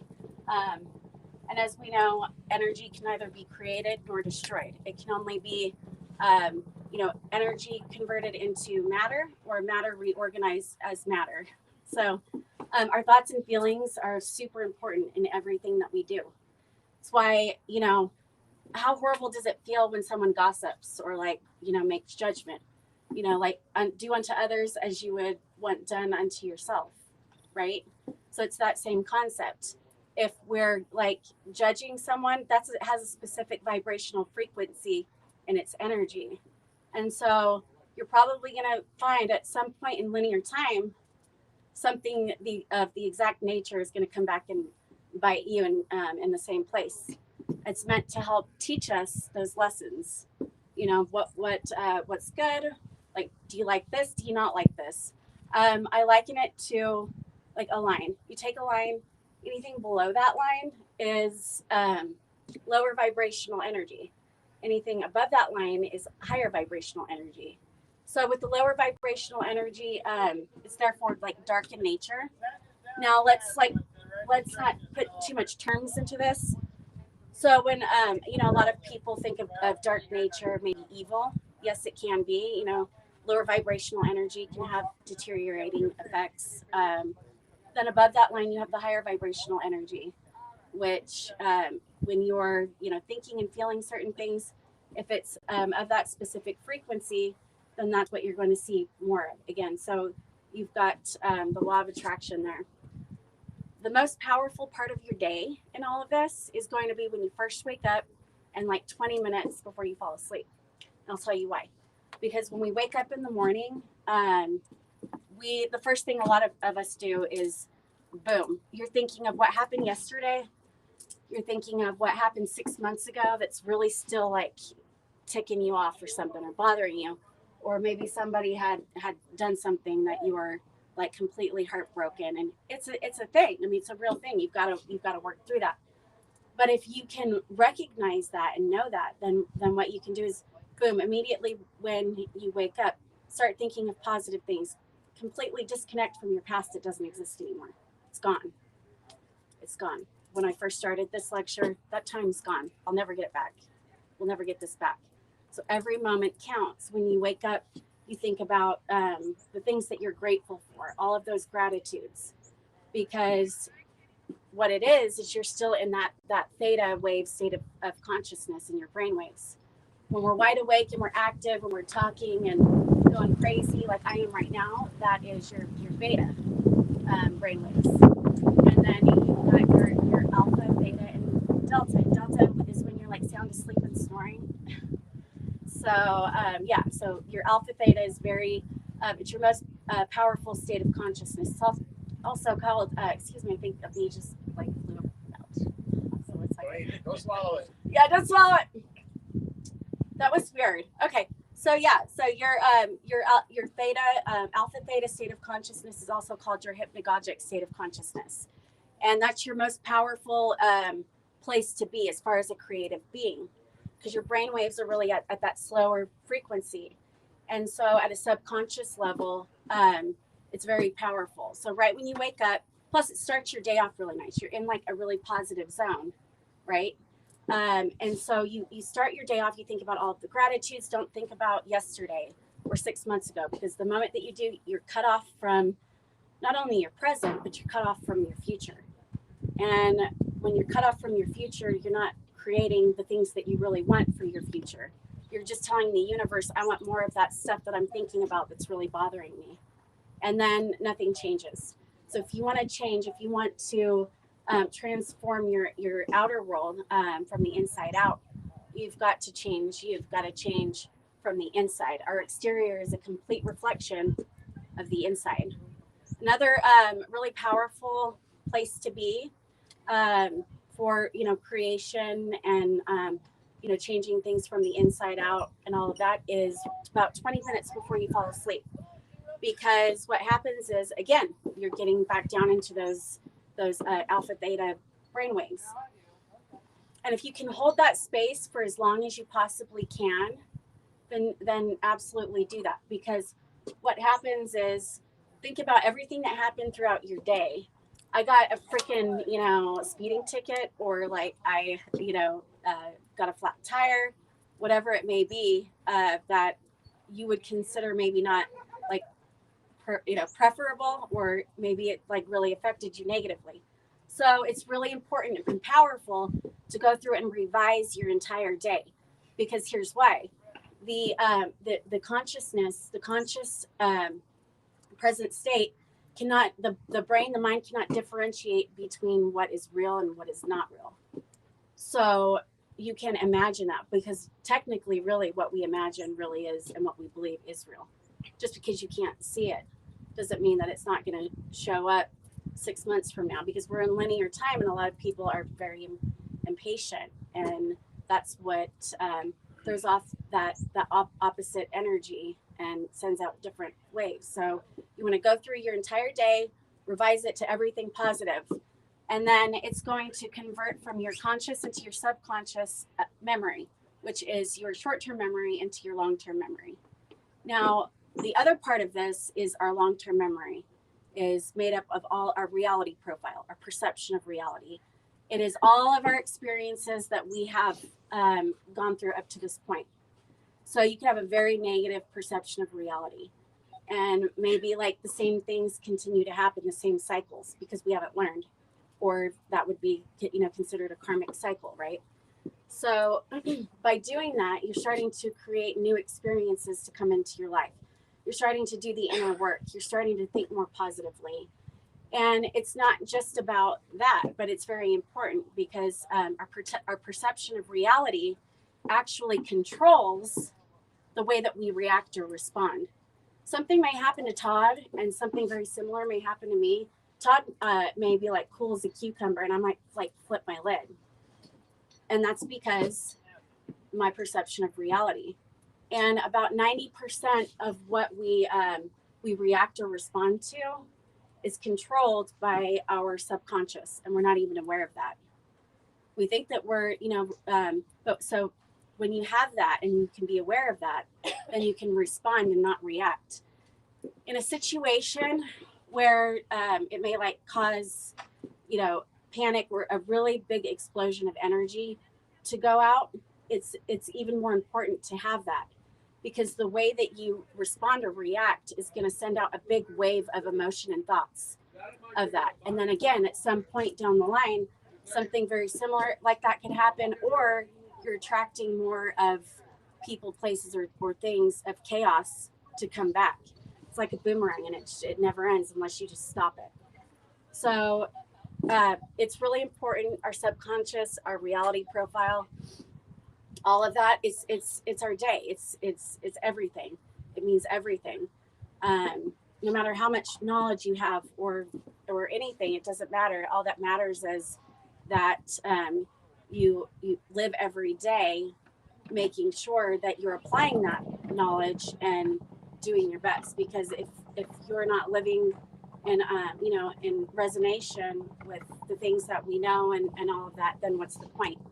Right. So yeah, so our subconscious is very powerful, and again, we're just not aware of it, but it's also directly connected to spirit, and our spirit is ever present. It's our true nature. It's truly who we are. My name may be Natalie Jones, but I am my spirit, and same with all of you, and we're all connected as one. When we start acting like that and treating each other with that kindness and being one, then we can really start to see a big difference, not just at a micro level, but at a macro level. Again, we're all one consciousness. We're connected to the same field. We have been so programmed to think and do things a certain way that we've lost our connection to spirit. We've lost that sense of like who we really are and why we are here. And so our reconnection to spirit is so important. All of us here, I know, we all know this, and the rest of the world, we all connect to spirit. Imagine what a beautiful world that would be, how much less chaos we would see. That's a beautiful monarch butterfly, by the way. So it's amazing. Speaking of that butterfly, nature is actually a really big part of all of this, because nature was actually created with the vibrational frequency, the energy of the purest form of peace that exists, the creator. And that's why when you're in nature, you feel so much peace. You know, like if you're visiting like a beach or like one of the wonders of the world, and think about it, you go and you feel so much peace. That's where you can find that peace, or by completely shutting out the external and through meditation, connecting from within. That's the other place where you'll find that pure peace. So it's important to meditate and connect and sound everything out and just connect to your spirit as well. Because when we do that, then we're able to elevate our heart center and have that direct connection to the consciousness field. So like these messages that we get from the divine, it's all different for all of us. This is a universal law. What Stefan might receive as communication might be different from me. It's because the universe knows how to send a message in a way that the universe knows that each of us will receive it. So when we're connected to spirit and have that elevated heart center, so for me, I might hear something in my hypnagogic state of consciousness, you know, a message, but it's always for my highest good or the highest good of those around me on my path. You know, it's a beautiful thing. So that's why it's really important to meditate and connect with spirit, so that you know that you're finding the truth. It also gives us direction on creating that new life from the inside out and continuing on the path that's meant for us guided by spirit, right? So meditation is really important, even if it's only 5 minutes a day. You know, that's important. I know we get caught up in a lot of things going on. Yes, and it's important to, you know, continue our work and be a part and grow our relationships and do our work. But we've got to find that balance and give time to our spirit. And that's why meditation is so important, because our spiritual bodies, our mental bodies, our emotional bodies, and our physical bodies are all interconnected. And when one is off balance, one of the other is going to be off balance. So for example, let's say that I'm have all of these negative thoughts for a very prolonged period of time. I'll probably start to feel like physically exhausted, emotionally depressed.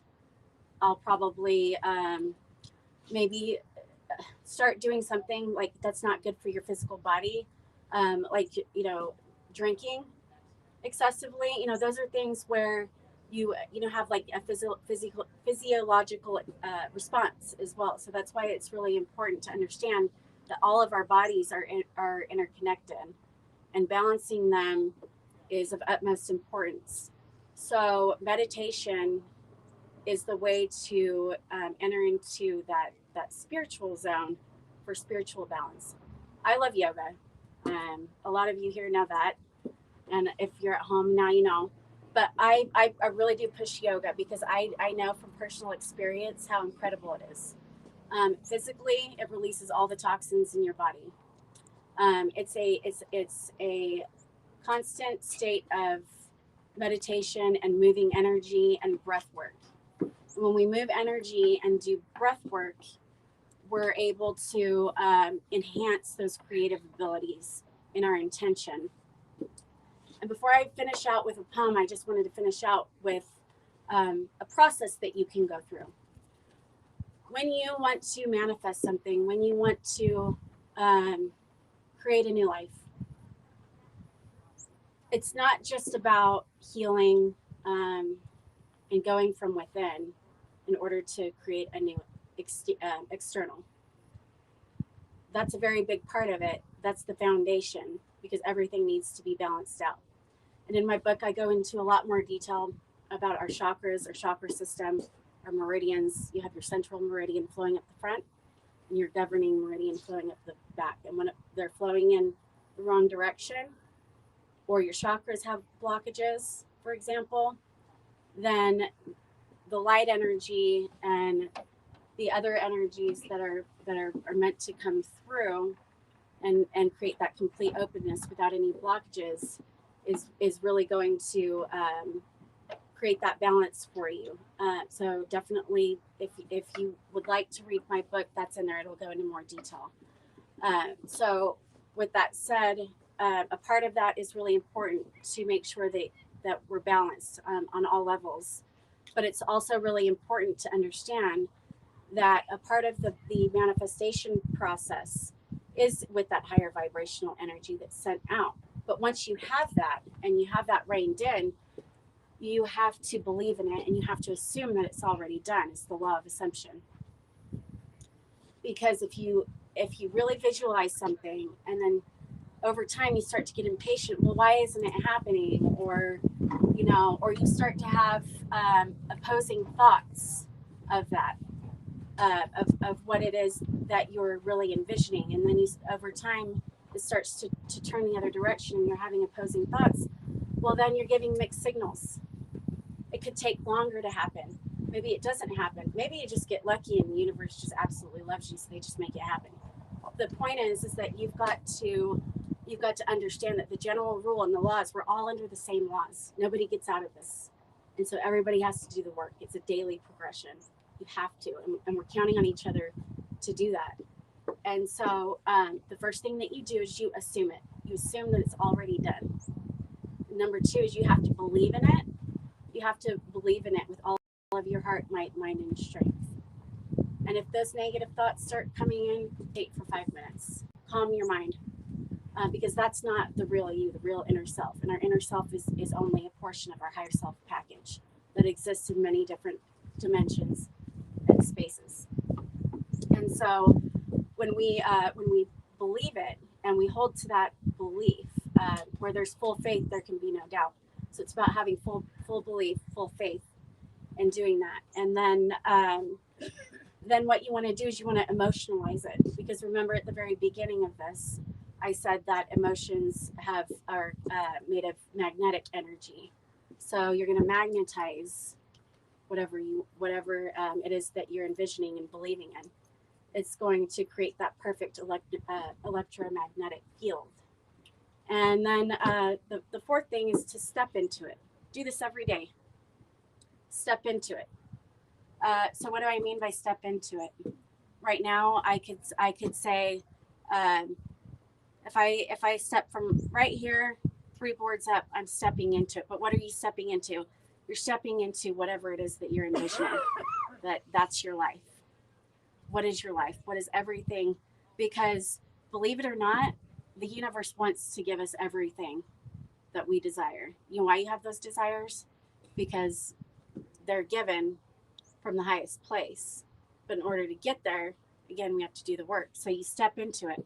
You step into that visualization. And if you do all 4 of those things consistently and continue to do that, along with other things throughout your daily routine, again, you wake up in the morning, you go to sleep, you meditate, maybe do yoga. But what are some of the other things that you can do that are really powerful? You can write in your journal. When you write in your journal, do affirmations. If you write it, it is done. And so a perfect example is for me. You know, I've been writing affirmations for years. I have already seen some things happen that I've written in my manifestation journal. It surprised me better than I could have ever imagined. So that's pretty cool. And that the same will happen for you. And so when you write it, it's very important. And the process of do a whole page, write the same sentence over and over and over the entire page, because what that does is it actually is still also a form of subconscious reprogramming. But then you're making it stronger and stronger. And every time you write the sentence, you're imagining it, you're emotionalizing it. Another thing that I like to do actually is to put on a really nice meditation or meditation music, something with a specific hertz frequency, whatever it is that you prefer. You can play that while you're doing your affirmations. The best thing to do is to, when you first wake up, because we're going to get really busy throughout our day, the best thing to do is when you first wake up, boom, you start thinking about everything that you're grateful for about 20 minutes. And then when you get up and you get going, if you have time that morning, if you don't, then wake up a little bit earlier, set an alarm or something, and do your affirmations journal, because this is really going to put things in high gear. You go throughout your day in a walking meditation. So the moment that you start to have these negative thoughts creep in that are not of your own, because anything negative is not of your own, boom, you push it out. Laugh, do whatever you need to do to get all of that away from you. And it's all about intention and free will as well. Everything is about intention and free will, the law of free will.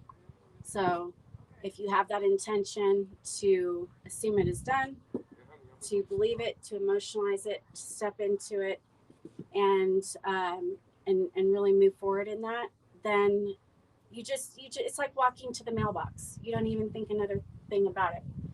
And I will say that if you have something come up throughout your day that really kind of throws you off or like upsets you, for example,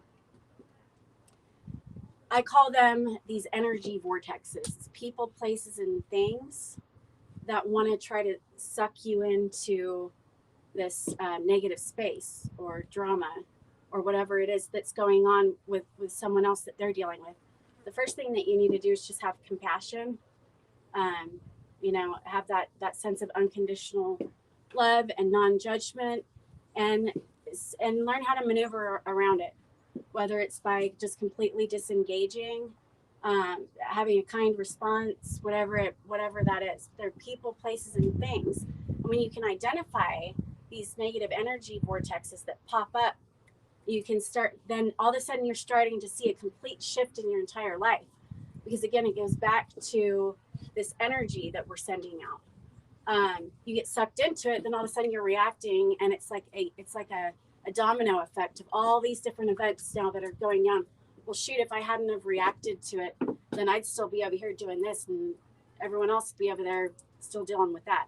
That really had nothing to do with me in the first place. So be really mindful of that with these negative energy vortexes. And so the most important part, though, as well with the assume, believe, emotionalize, and step into it at night. Another great way to step into it is to create like a really nice meditative setting. If you want to light candles, turn off the lights, stand up. It's about posture, energy movement, breath work, and then you step into it. You can close your eyes and visualize it, and really put yourself in that space, like you're literally actually there. And before you know it, it's done. You're there. So yeah, I appreciate everybody coming out today. It's been an amazing time. I love every single one of you. I actually love this poem that I'm going to read to close this out. Actually, the first time that I heard this poem, I was in a yoga class, and my yoga instructor, she read it at the very end of our class. And when we laid down on our mat in Savasana and went to go do our meditation after class, she read this poem, and it resonated so deeply that I've always loved sharing it ever since. So the poem is by a woman named Donna Markova. It says, "I will not die an unlived life. I will not live in fear of falling or catching fire. I choose to inhabit my days, to allow my living to open me, to make me less afraid, more accessible, to loosen my heart until it becomes a wing, a torch, a promise. I choose to risk my significance, to live so that which came to me as a seed goes on to the next as a blossom, and that which came to me as a blossom goes on as a fruit." So it's a beautiful poem. I think it really wraps everything up that we talked about today. So awaken the higher self, create your new life from the inside out. It's simple things that we can do throughout our day. And over time, you'll change your reality profile, your perception of reality, and you'll start to see the world that you really desire from the inside. So thank you so much, everybody, for coming today, and go enjoy more Vulture City Paracon II. Again, the hugest shout out to Vulture City Paracon II, J. Marie Yates. It's going to be the biggest honor to be able to come back next year if they'll have me. I look forward to seeing everybody next year, and so enjoy the rest of your day. Thank you all of you for joining in at home. Much love. We'll see you next time. And here in about 15 minutes or so, Miss Patti Negri will be on, and you all will be able to see her motivational lecture as well. So thank you for tuning in. Thank you, Cody and Shawn. Bye.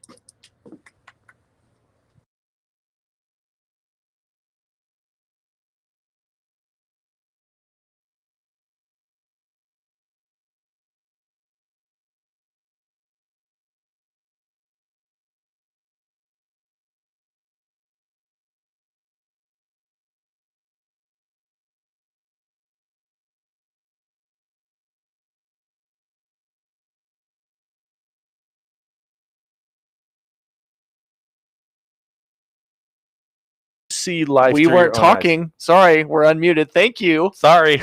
All right, guys. Let's go back to that. Yeah. Anyway, awesome lecture, Natalie. Yes, very well done. Natalie, again, I think the very well as the Mountain Man medium. I find myself when I'm getting as intuitive thoughts. It's similar. It's what people are looking at now, and people are really looking deep within themselves in their spirit and becoming a different person. It's amazing. I love it. Absolutely. You know what I loved about it is she touched on perception is your reality, which you and I have talked on countless occasions. Yes. And we all have our own perception, right?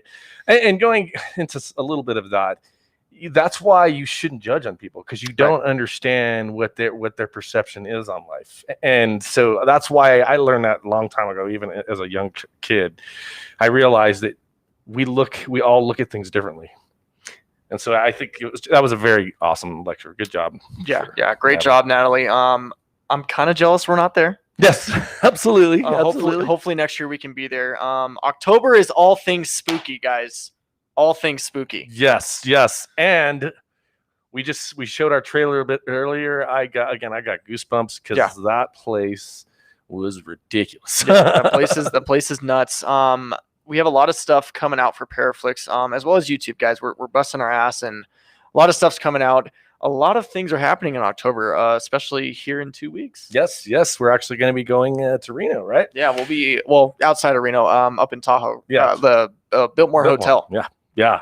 Exciting about that. It's a cool event. Yeah, we're going to meet a lot of our fans. They're going to be there personally, and it's just I'm excited about all that. I really absolutely. am. You know, and somebody we know and have investigated with multiple times, Patti Negri is going to be there. Yes, which is awesome because she's getting ready to do a lecture in a few minutes. Right. We've had a couple really cool experiences with Patti. For one of the locations was the Ullman House. That place, and it's funny because we've had her on when we were podcasting, and there's energy there that I think has a lot to do with the land. But she opened the veil for us when we investigated, and we got a lot of crazy things that happened in that location. Yes, absolutely. So guys, I know we're fairly new. I don't know if any of you have seen any of our stuff. We've been on YouTube again. I know people just coming in. We'll just reiterate. We've been on YouTube for about a year now. We joined PARAFlixx. We talked with Natalie, talked with Patti, and joined PARAFlixx, and decided to do that as well. Right. So there's different stuff on PARAFlixx that you don't see on YouTube, and then there's different stuff on YouTube that you don't see on PARAFlixx. Yeah. So, but it's great because again, we're creative. We've been doing this for several years. We've done this for almost 15, probably a little bit over 15 years, and actually filming, that's a different animal. But we've been really, I think, in the last year, maybe a year and a couple months, we've caught amazing evidence. Right. Amazing evidence. Yeah, I mean, absolutely. I mean, we've been featured on Sir Spooks, Nuke's Top 5. Slapped Ham, a bunch of all the other top 5 guys, and we're super thankful for that. Right. I'll show you guys here a little trailer of one of our most popular episodes. Let me pull it up. Yeah.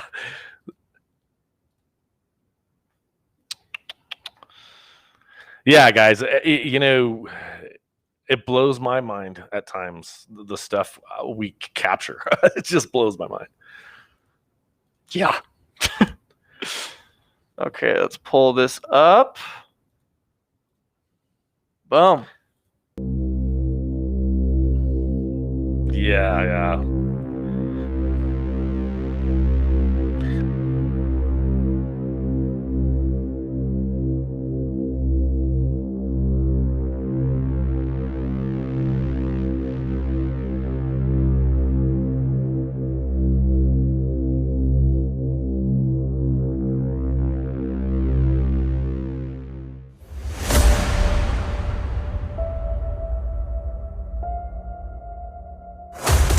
I don't like it.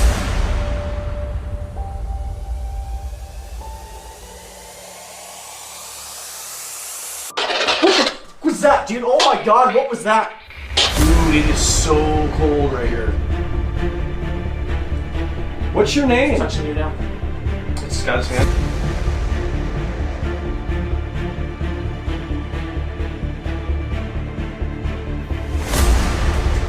Wow.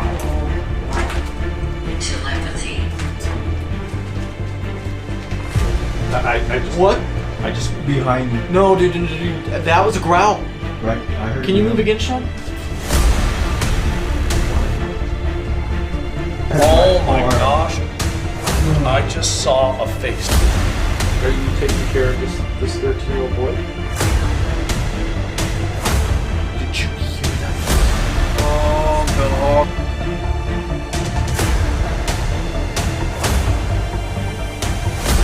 Oh my god. Tell me you know. Yeah, no, we heard that. That was like What the f was that? What was that? We did not. I didn't.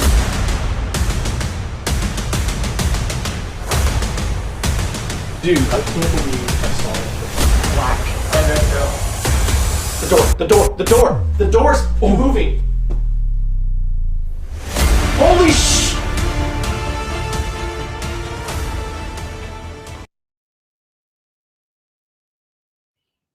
I mean, that place was crazy, dude. Yes. That place was crazy. Yeah. I'll never forget that place. I mean, again, there's a lot of places I won't forget. Right. Holy cow. No, we've been blessed to we've been across country, across the U.S. really, going to these different places, and we absolutely love it. It's been a blast. Yeah, and future. I mean, we are looking to try to go overseas. Obviously, with this COVID thing, it's not real easy until that all gets squared away. I think, we're always going to try, but right. We'll see how it goes. Exactly. And this whole PARAFlixx thing, guys, it's gonna blow up. I'm telling you, it's gonna blow up. And if you're not a part of it, or if you're subscribed now, and just be along for the ride, because it's gonna be amazing. Yeah. We're excited to be a part of it. We were with this team since day one, and we're excited about what they're doing and some of the things that, we just talked to a film creator, right? That they're doing a movie for PARAFlixx. Right. That's amazing. Again, that's a big step, and they're investing that time and money to create that content for all these subscribers and people that are watching. It's a beautiful place. It's almost like Netflix, really. It's Netflix for the paranormal, and we've said that from the beginning. Yeah. It's everything paranormal, the supernatural, all of that. Full-length videos, music videos, TVs, all kinds of stuff. You're dealing with psychic mediums. You're dealing with different types of witchcraft stuff. It's really open to all the different metaphysical things. I mean, if you're a spiritualist person, it's perfect. Right. And then again, it helps you in understand the things that are going on. And that's what I like about it. It's getting everybody into this collective paranormal field, if you will. Yeah. And again, that's expanding quickly, right? We talked about that a little bit with the Ghost Finders. Yeah. In those guys, I loved them the first time we started talking to them. I'm like, these guys are cool. Yeah. And again, the same approach, right? There's the same feeling of we want to do it in a respectful way, and that is what causes the activity and the direct responses and being personable. It's not these mundane same questions over and over again. Hey, why are you here? Right. It's really trying to feel what's there and communicate with what's there. I love that about them. Yeah, no, it'd be awesome to do a future collab like they were talking about. I think that'd be great. Heck yeah. And they're really, you guys, if you haven't checked them out, check them out. They've been around for a while. How long was it, Cody? He's been investigating for, I guess he said, over 25 years.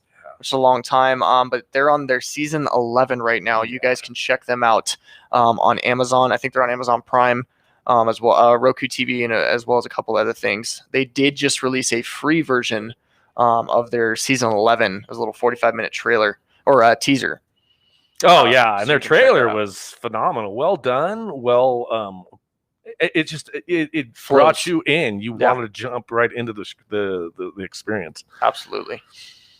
Well, hey guys, go ahead and get some snacks. Go to the bathroom, do all that. Natalie's going to be on in just a few, and we will see you guys in just a moment. Just a moment. Just one moment.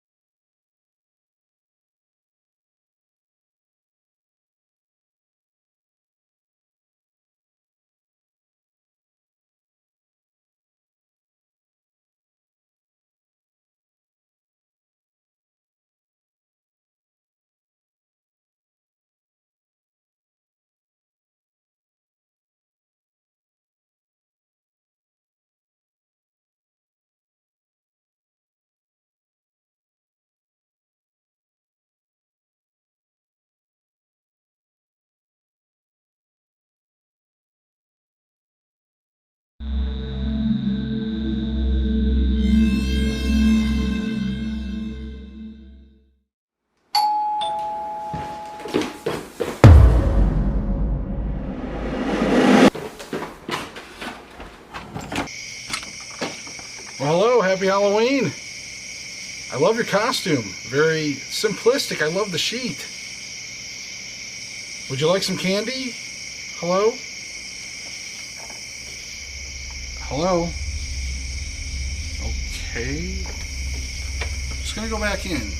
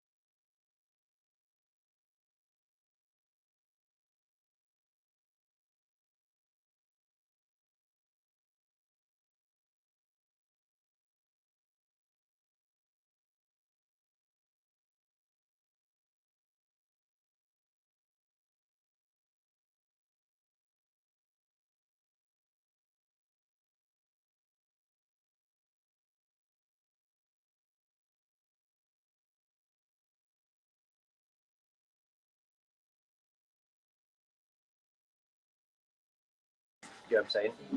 If it was like in town potentially.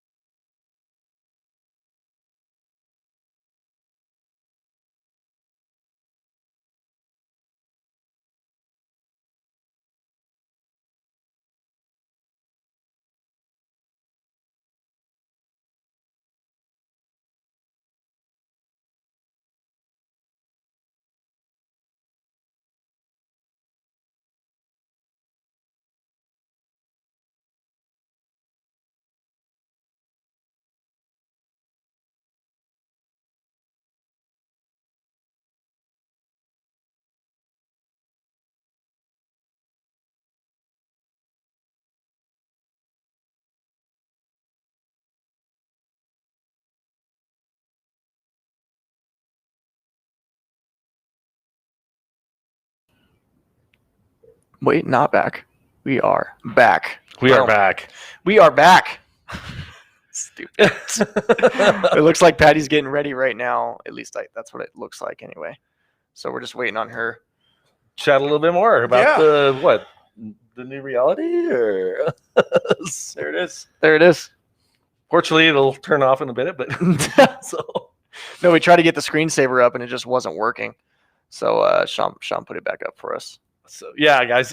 Again, if you're watching this not on PARAFlixx, you guys should subscribe. I mean, it has a lot of good content and a lot of metaphysical stuff. You heard the lecture from Natalie, which was amazing. Again, it's right up my alley. I loved what she had to say.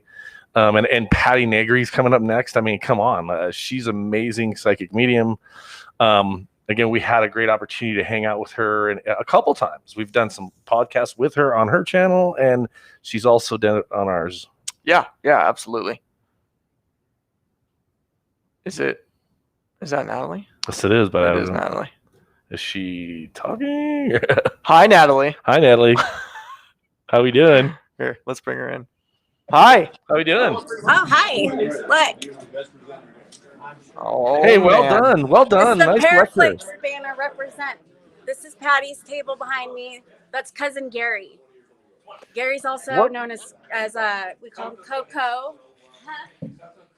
Yes, Coco Cooks. He's got an amazing cookbook coming out. Heck yeah. And he caught me at a very good time. I'm right here with Todd Spitzer. Todd, say hi. What's up, Todd? Hello. Yeah, and then right behind us here are amazing content producers from PARAFlixx. Let me go over here and everyone can say hi. Yeah. Heck yeah. Right. Give me a big hug. Everyone say bye to Todd. Bye. Bye. See ya. See you later, bud. Oh my gosh, you guys, it's just been the most amazing experience so far. Look who it is over here. Who's that? Who's that? I can't see. It's too far. Okay. That's my goal. Do what you love and it's not Oh, there it is. There it is. What's up? It's That's awesome. Yeah, That is awesome. I follow Mike, and a friend told me about him. He just got back from Egypt, I believe. Heck yeah. Cool. Before I step out here, let me put on my sunglasses really quick. So we'll be going live with Patti here in a few minutes too. Yes. Awesome. Can't wait. Yeah. So it's just an amazing. I'll pan around here. They're talking to someone right now, so I won't interrupt. It's of course Vulture City's Ghost Town. Cody and Shawn, we've talked about coming out here and doing a class. Yes. New Absolutely. reality meets Ghost Hunter girls. Let's do it. Let's do it. Good. Okay, so Let's this is make the it Wells happen. Fargo building over here, right in front of Wow. you. Yeah. That's amazing. Pan around. Down there is where I was doing my lecture.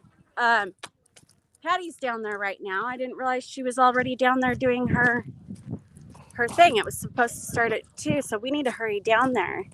So this is perfect timing. And then Perfect. Yeah. Excellent. Hey, what's the turnout over there? How many people? It's amazing.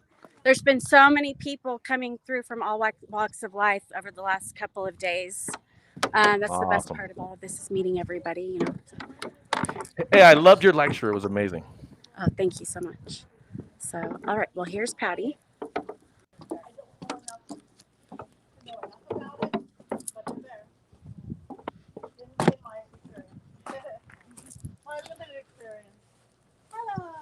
Hi. You find a shady spot?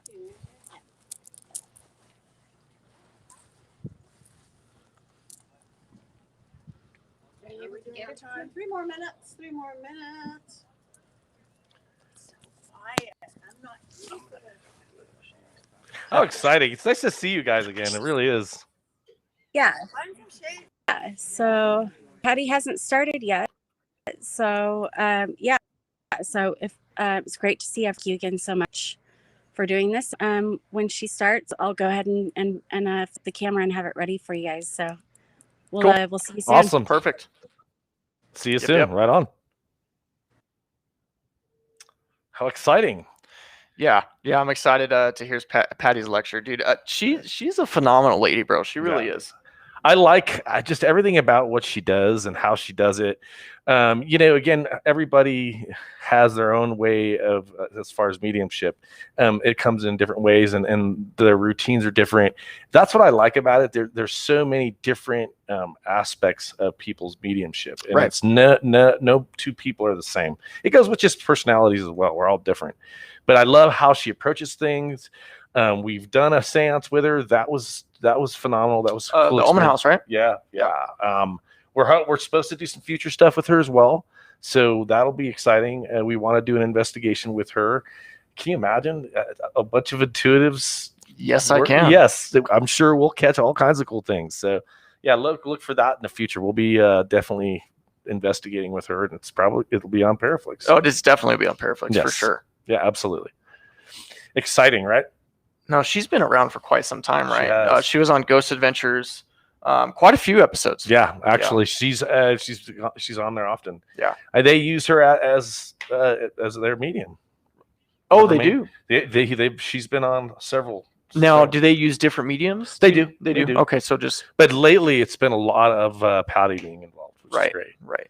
Well, I think she, like you were saying earlier, she comes in with a different approach, if you will, on everything, and she's super knowledgeable. Yes. Yeah, which is great. And again, since day one, she's really encouraged us. She's really supported us. She brought. I believe she was the one that said, "Hey, look the new reality up," when they first started doing PARAFlixx. PARAFlixx. Yeah.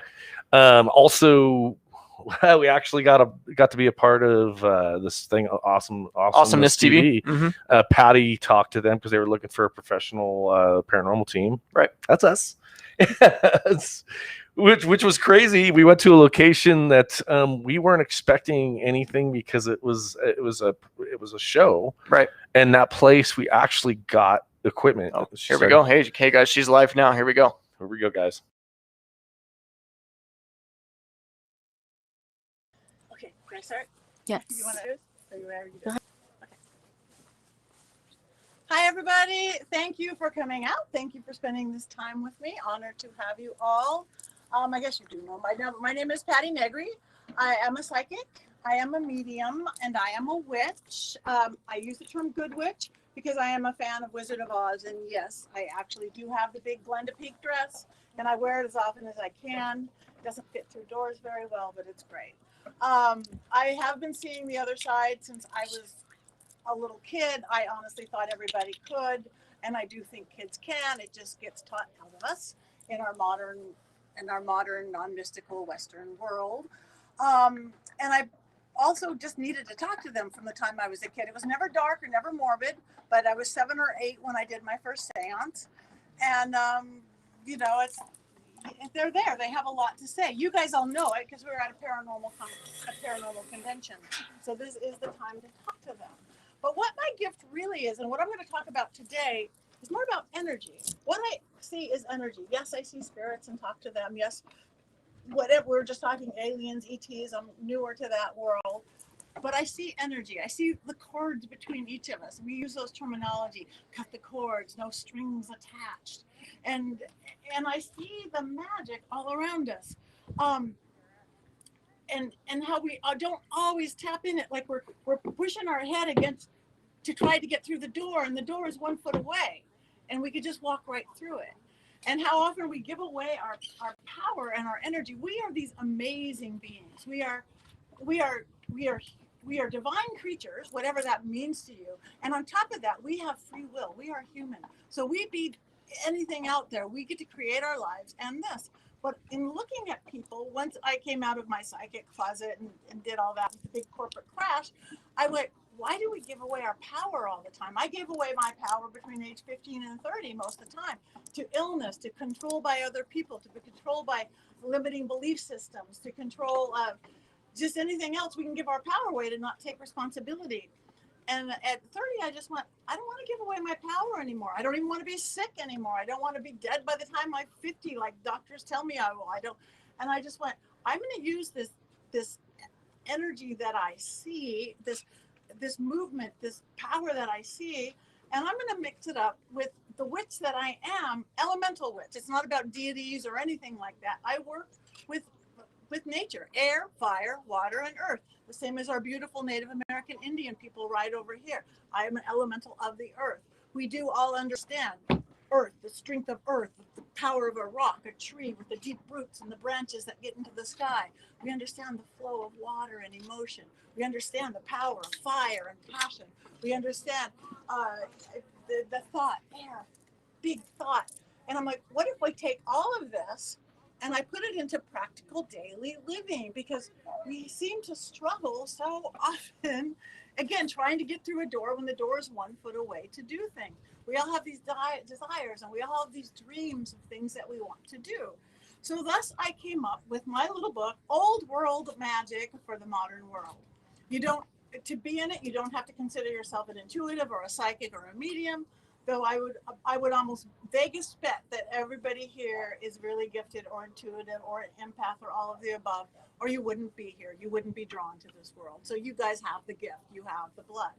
But I don't have time to meditate for an hour. It is great to meditate for an hour, but I live in LA and I live a really fast-paced life and I don't have time to do this. What if I take some basic life concepts, mind, body, spirit? What if I take some basic magical concept, creation, working, dispatch? Oh wait, they're the same thing, and put them together in this handy little practical guide for us to get through life. And that's all it is. It's all about energy, and everything is energy. You can have any religion or belief system or lack thereof that you want, but it's just about taking your power back, creating what. Don't have illness if you don't want illness. Make money easy if you need money to be easy. And that's not what this is about. It's just about creating your power.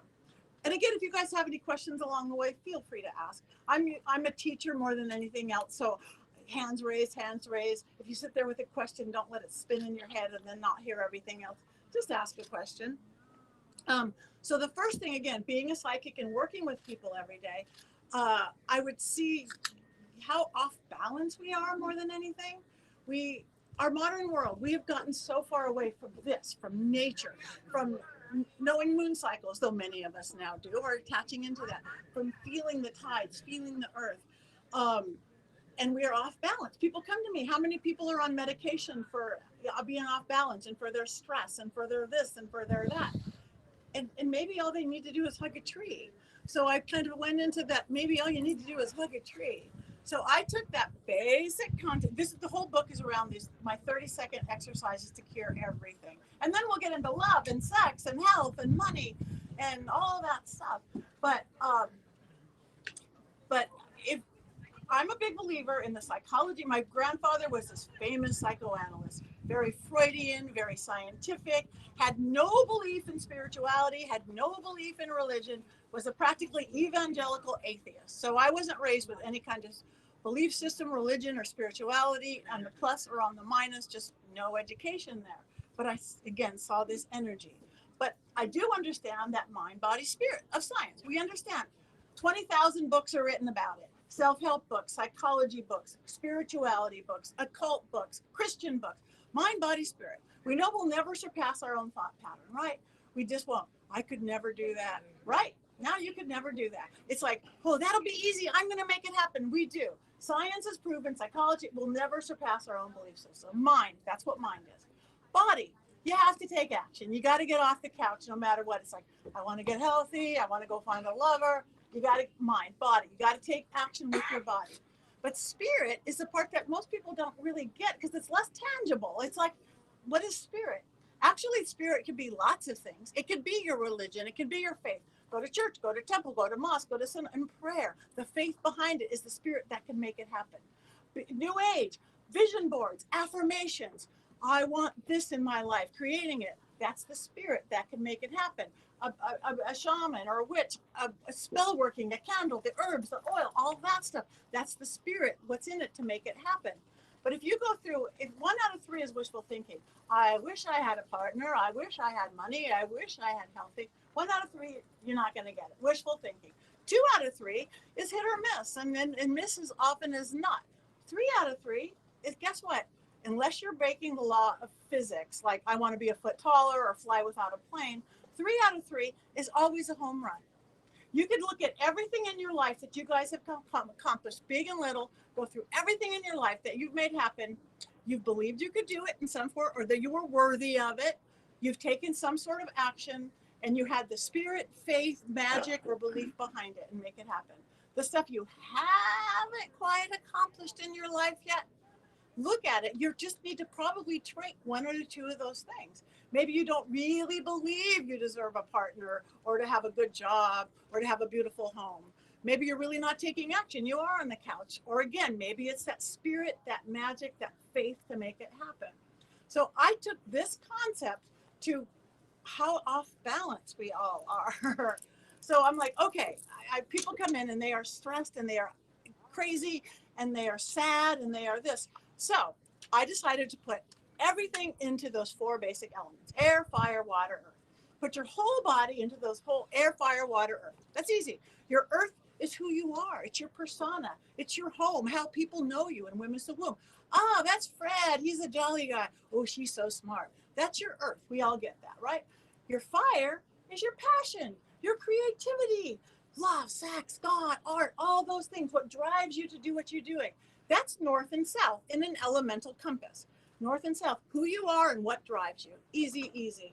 But guess what? Where we all get off balance is this: west and east. West, like an airplane going like this, like like those little birds that were here last night, those little hawk birds.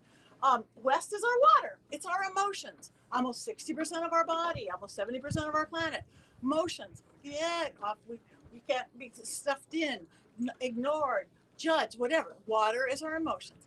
And air is our thought pattern, our focus, our clarity, the chatty brain we get, or the foggy brain we get, the clarity sense. So that's pretty easy.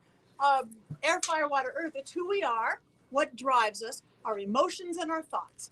What is we are the most problem? Our emotions and our thoughts. What do we need more than anything to survive? More than what? A couple of days or a couple of minutes? Water and air. Water and air. So all of a sudden, if you're going, okay, I'm in life, and if you're not as, maybe not as happy as you could be, it's like, every one of you, you're here, you're be able to come to a thing like this, you're living, you're alive. Every one of you should be so joyous that you are alive. You should be this happy every day. And if you're not that happy, or maybe you're not being as productive as you can be, like, well, I should do this, but I'm not. Or equally important, maybe you're not as conscious as you can be. Because really, I think this whole pandemic, we don't want anything by rote, phoned in, asleep at the wheel, automatic pilot. These words we've gotten too comfortable with. That's the zombies in the movies. That's what we have become. That's what this wake-up call is. So if you're not as happy or productive or as awake and conscious as you want to be, instead of staying in that spot, which we tend to do, or people, I'm just going to numb out and watch television, or some people drink, or some people shop, or some people eat. That's what we do, to kind of numb and not look at that. Instead, just go, okay, that's my emotions. I'm really upset. I got into a fight with my roommate or my spouse, or somebody flipped me off on the freeway, or I don't even know why. I'm just angsty. If it's your emotions that's getting the best of you for any reason, justified or not, doesn't matter. That's your water element. That's basic pagan. That's your water element. What you need is water, running water. That's it. Easy to find. Think how good you feel after a shower, right? No matter what, a shower makes you feel better. It's literally what's in the water. Like an aspirin takes away a headache, water smooths, flows your emotion. But you can't jump in a shower 1,000 times a day, though I know a couple TV writers who do. But as a rule, you can't jump in a shower 1,000 times a day. But you can always find running water. Bathroom, kitchen, lunchroom at work, pour bottled water in your hand, drinking fountain, hose. So if water is for the emotion, and mind, body, spirit always works, you walk up to that sink in the lunchroom. Again, mind, and I'm about being verbal. Okay, you state with what you want. With this water, I am going to release this angst or anger or fear or whatever it is that you're feeling, whatever that is. Mind, body, hands, you are running your hand. You stick your hands under that water for 30 seconds. Guess what? The second your hands touch that water is the spirit, because this water is that aspirin for the headache. Mind, body, spirit. Hands under water, 30 seconds. Within 30 seconds, you will have healthfully release that angst, fear, anger, sadness, whatever you're feeling in a healthy way, instead of holding it in your jaw or holding it in your shoulder or holding it in the belly or all those other places you hold it. You've truly released it and it's gone. Now if you need to deal with what made it go away, you can. It's like, okay, now that fight I had, I can go in and be reasonable, not just a screaming Mimi about it. You do it. So that's your water. But say it isn't your emotions, it's your head. You've got chatty head because you're not focused, you're not clarity, you don't know what you got. Maybe you've got to go up on stage and you got to make a speech, or maybe you've got an important conversation, or maybe you just can't focus and you're working because that's attached to air, and nobody breathes anymore, you guys. Nobody breathes. We're always in a hurry. This fast pace, we breathe shallow. Everything is about breath. And yes, it is great to do nice breathing exercises, and I highly recommend them, just like meditation. But I like to fix things in 30 seconds. So to get 30-second breathing to work, what I do is add sound. I do a lot of magic with sound. It's called Heka work. It's Egyptian magic. Every sound we make actually has an effect on us. Every vowel, every consonant, form and force and function. And you could study this. A's do this and B's all that. I'm not going to bore you with a lesson in Hekas, but just know that vowels clear your head. Vowels are the thought process. Vowels are everything. Think about it. Pretty much every sacred word is a vowel. Amen. Om. Falling in love. Ah. Rolling. Ah. Open up. This opens up this whole crown of illumination. So if you've got that chatty bread, or you've got that foggy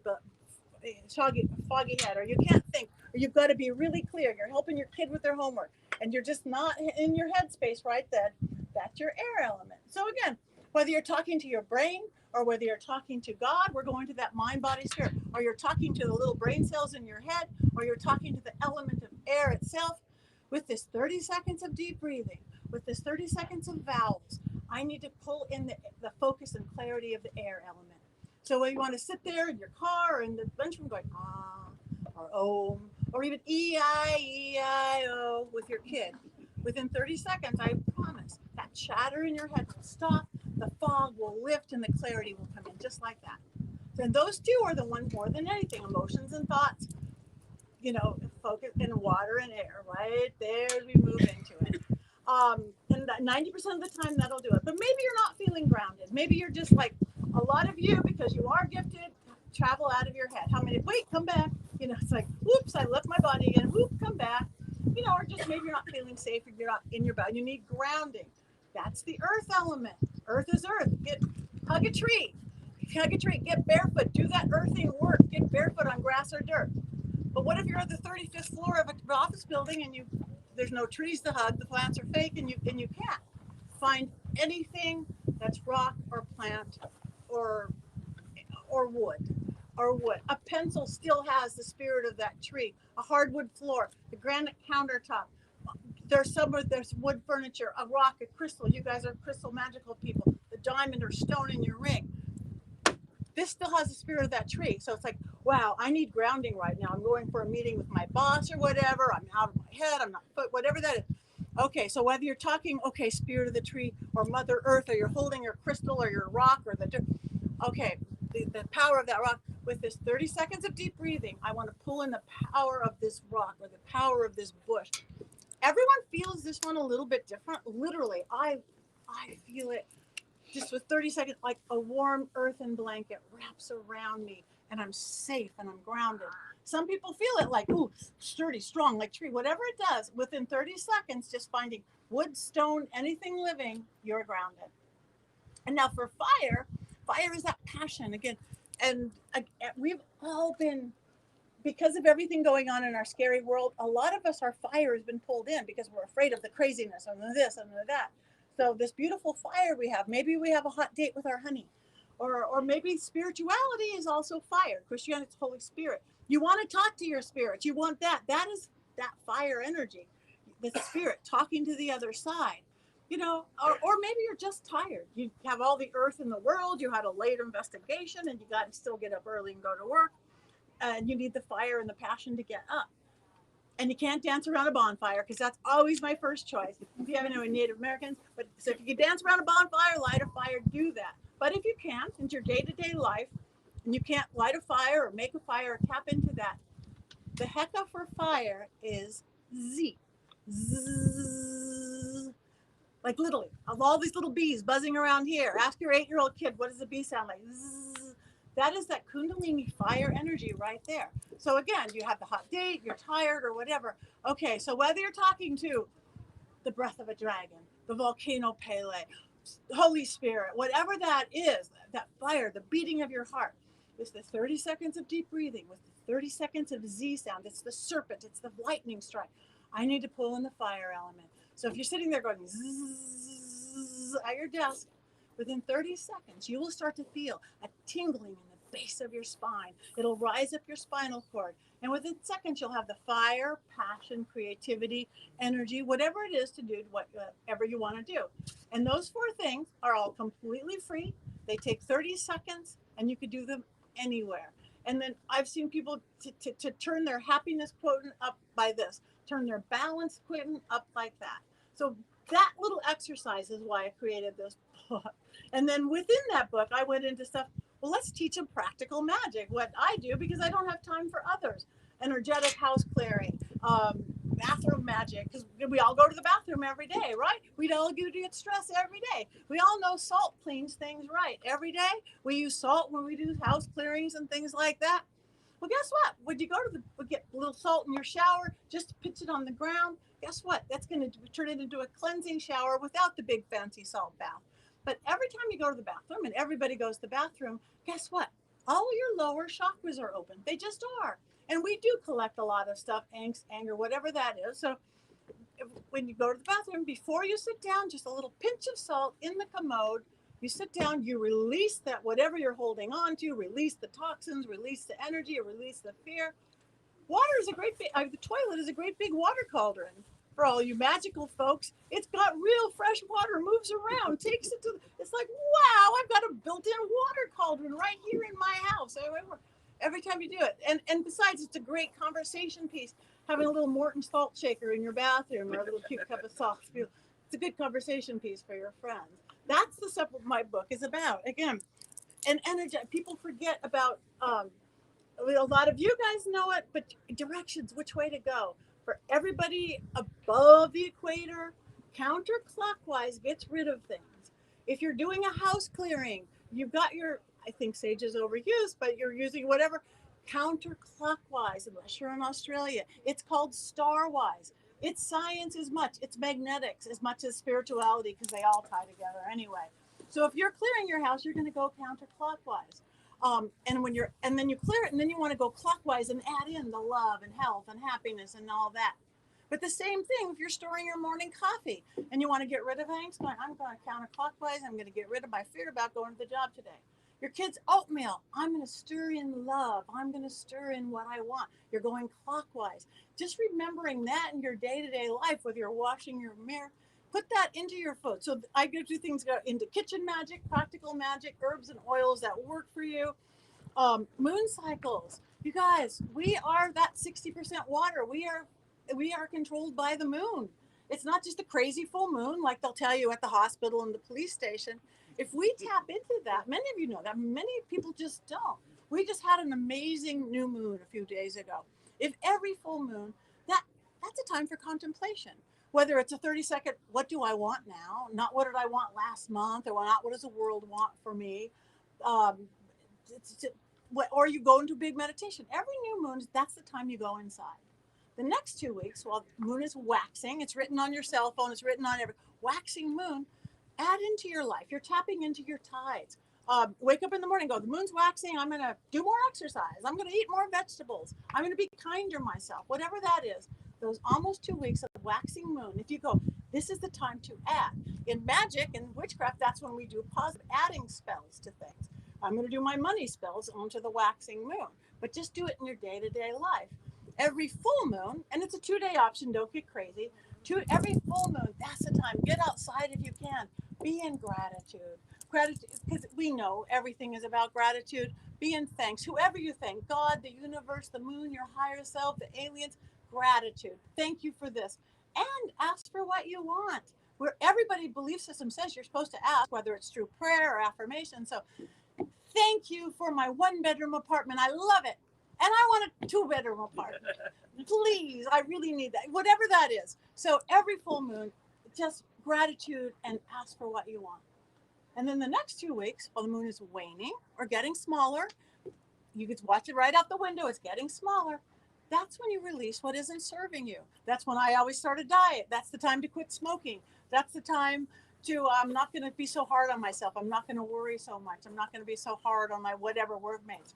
So all of a sudden, in a month thing, you're spending 2 weeks adding what you want and need, that celebration of what you have and the ask, the 2 weeks of letting go, not good or bad, but what's no longer serving you, and then the contemplation. And guess what? It's just like breathing, that thing we all need to do, that breathing. And you will notice within just a couple weeks of doing this and being conscious of this, 2 seconds out of your day, the good stuff in your life starts getting better faster and faster.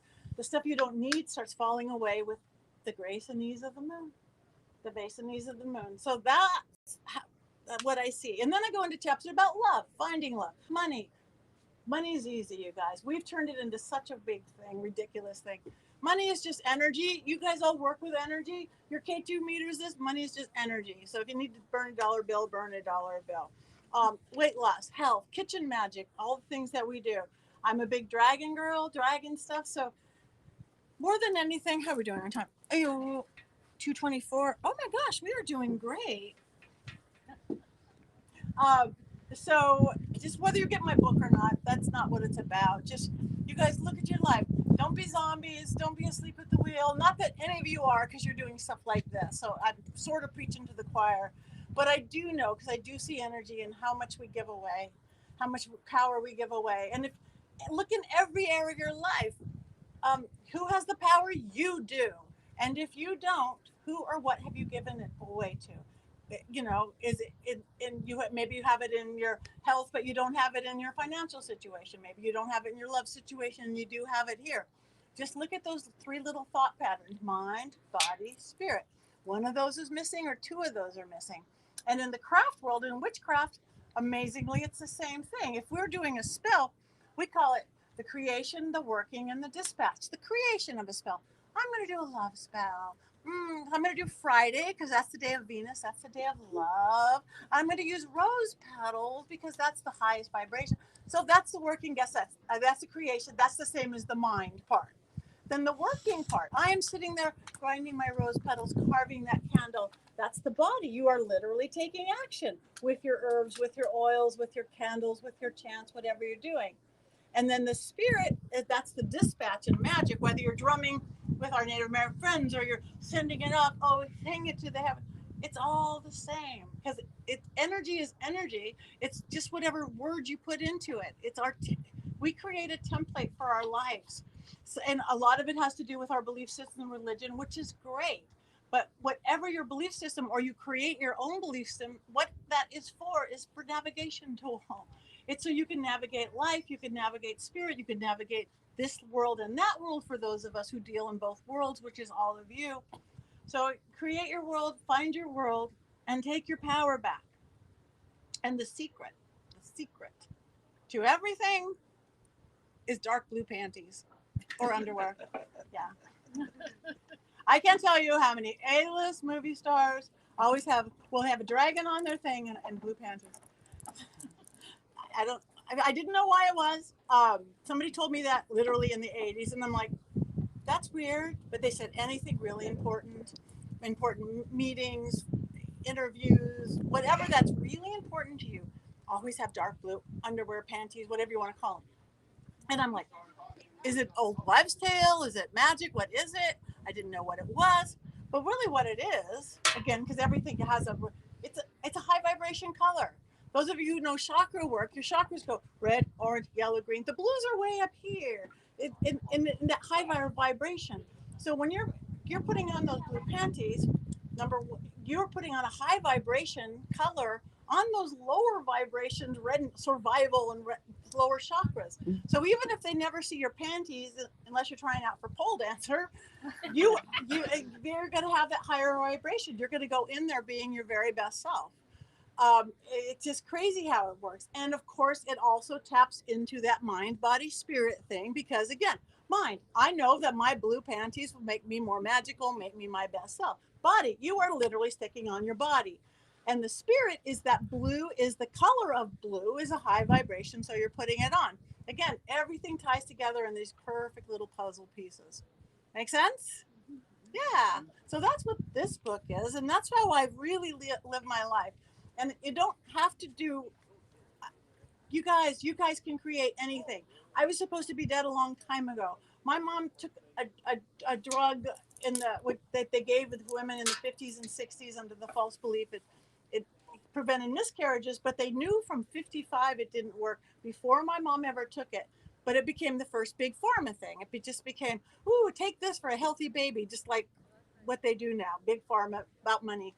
They didn't know it hurt you or that it was a carcinogen, but they knew it didn't help you. But then when we reached puberty, we didn't reach puberty. We were dropping off like flies, or I basically hit menopause at 15, never hit my period. I went into hot flashes, all this stuff. So I became a victim in many ways between 15 and 30. Does she have lupus? We don't know. Fibromyalgia, any autoimmune disease, you can cure like that. I know it. It's energetic. It is. It's real. Yes, it's real. And this and that, but those hard to diagnose. But anyway, so, but by the time I was 30, again, I was a magical person. I was a witch. I could talk to dead. But the prognosis and diagnosis was your hormones have been so messed up that you have a tumor in your head that's this big. It's blocking your vision. You have 5 fractures in your back because you started getting osteoporosis at 15 because you went menopausal at 15. You never had this. So you have every carcinogen thing that goes with the DES exposure. And again, between 15 and 30, drugs, surgeries, this and that, carrying Medrol dose packs in case I swole up like a balloon. And I just went, no, I don't think I have to have this world. I believe in magic. I believe in balance. I'm going to put some of my belief system that I claim to live into action. Every symptom went away. I haven't been sick in 30 years, you guys. I have not been sick. So when I was told at age 50, if I made it to 50, which I probably would not make it to 50, because again, I'd be dead from one of the cancers or the tumor in my head. And if I did make it to 50, I would be in a wheelchair. And I was a dancer. I was a Hollywood girl. I'm like, and I would be in a wheelchair. And I'm like, that's not going to work for me. So at 50, instead of being dead or in a wheelchair, I used positive magic to try out for Wipeout, the world's largest obstacle course. Those big balls. I beat like 80 to 100,000 people, got on Wipeout, scariest, hardest, most painful thing I've ever done, but most empowering. I get there, and you guys know that show. It's scary. It's the big balls. It's the first drop is like 900 feet into flaming water, and I kept going through, and again, positive magic to get there. I wasn't going, ooh, I hope that girl breaks her foot and I hope that guy. No, I was like, you do good and you do good. And all this good energy going out comes back. Why would you send out bad energy? Oh, it came back. And then all of a sudden I'm on the show. And then I'm on the show going, I can get in my car and leave. I'm afraid of heights. I forgot that I was afraid of heights. But I did it and I didn't even hurt myself. The first girl came back with like a fat lip, and I had a show the next day. I go, that won't work. And the second girl came back with welts, and they were half my age. And I went, nope, magic is here. I am protected by energy, by spirit, by God, by everything. I made it to the finish line. I didn't get far because I didn't want to, because you make it the next level, you're shot out of a cannon into a burning wire. And I didn't want to go there. I just wanted to accomplish it, but I did it. And it was all with positive magic, and it was all with self-belief, and that's it. Period. We have that magic. So that's addicting. And then I was like, wow, for the next 6 months, you go, I can walk, I could do anything. If I could do that, I could make that scary phone call. I could have that real conversation with my mother, my spouse, my friend, whoever that is. So then that's addicting. So then I'm like, okay, what can I do next? Because I like this kind of magic. It's fun. Okay, should I not be on? What should I not do? Well, I can't cook. I flunked out of home ec in high school. My husband won't let me in the kitchen. I'm going to cook for Gordon Ramsay. That's it. I'm going to get on Master Chef. So I, of course, played the whole witch card. I showed up at my first audition carrying my antique radio fly, a bubbling cauldron of Eye of Newt pumpkin soup. Yeah, I did. I had my cloak. And again, I made this thing. And but I kept going further and further. And again, same thing. I hope you do good. And I love what you're making and all this positive energy going out. But all the time I'm going, any minute they are going to figure out, I don't know what saute means. But months and months of auditions, and they're showing me picking the herbs in my backyard and doing this. Next thing I know, I'm walking into that Master Chef kitchen after a week of sequester, which they do all this stuff. And I'm like, this is scarier than Wipeout. Oh my God. I'm going to cook for Joe, for Gordon Ramsay, Joe Bastianich, Graham, these three guys. Gordon Ramsay's afraid of ghosts, you guys. You guys could scare the pants. Every one of you who are not as afraid of ghosts could scare the pants off Gordon Ramsay. Because little sweat beats down his head. It's like, great. He is. So again, I made it on Master. It didn't stay long, but I didn't intend to. I just wanted to prove that point, that the power we have to do. And they tell you beat like 100,000 people to get there. They nationwide. You're at the convention center with 900 people to get on. So again, same thing. Again, I go, that's addicting. What am I really, really, really not right for besides cooking? America's Got Talent. I have got no talent. I'm a mediocre dancer. I can't sing on key. Next thing I know, I'm like, oh, well, I'm psychic. I'm going to psychic reading. So months of auditions of psychically reading Howie Mandel's dogs. Next thing I know, I am at the Dolby Theater. I am psychically reading Howie Mandel's book. And again, you have to have a good sense of humor in life, please. And I knew this was going to be, excuse my language, clusterfuck, because I've been getting there. I'm like, I can't believe I got here. Another 100,000 people. I should not be here with these beautiful dancers and these beautiful baton twirlers and these beautiful. But I remember the producers coming up to me and going, okay, when you go on this beautiful Dolby tour, they do the Academy Awards and the beautiful stage. They go, okay, when you get on stage, make sure you get down to the dog's level. Okay, get down on the ground, like squat down. Okay, so okay, and make sure you get Howie Mandel up on stage with you. I think, yeah, okay, I'm getting this now.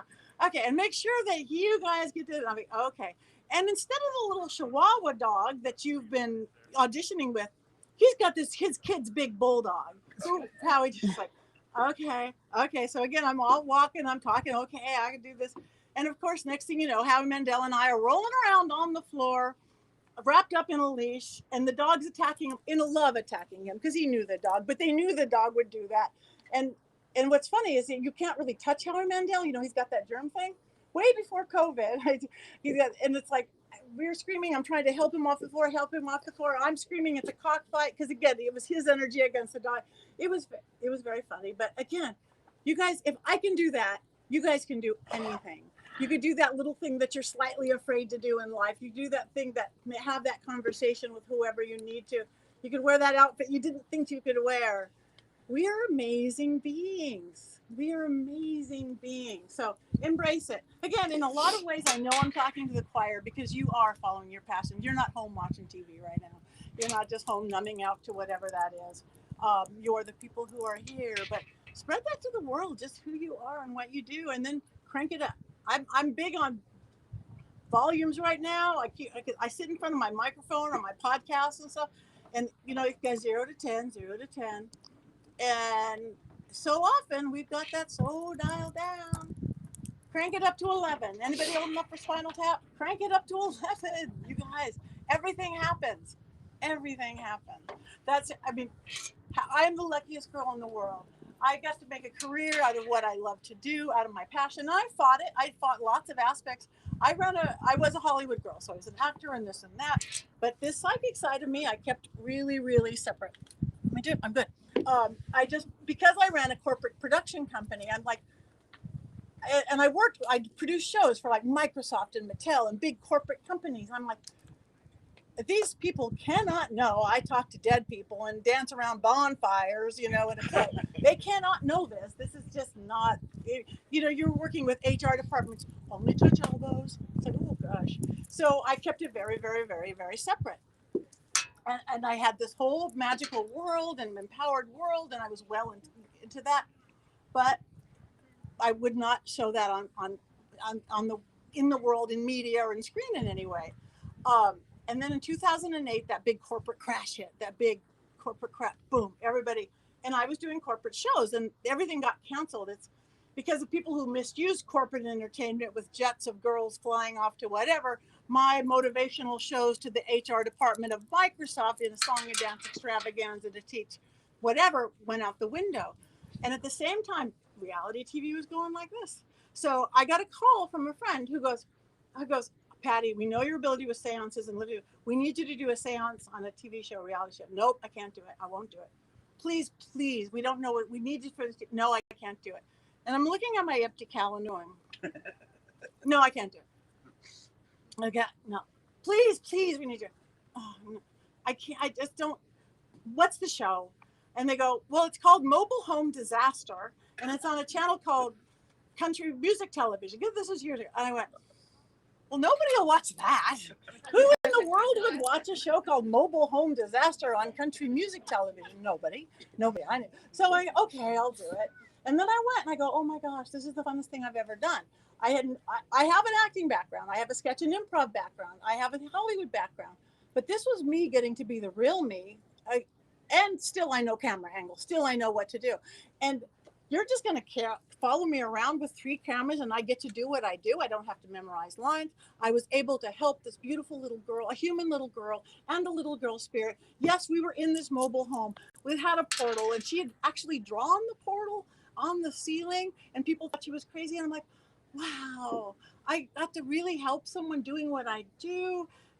But never again. I'm not going to ever do this again because this is not my persona, because I'm corporate Patti in my suit. So again, it aired and it was like, that was fun.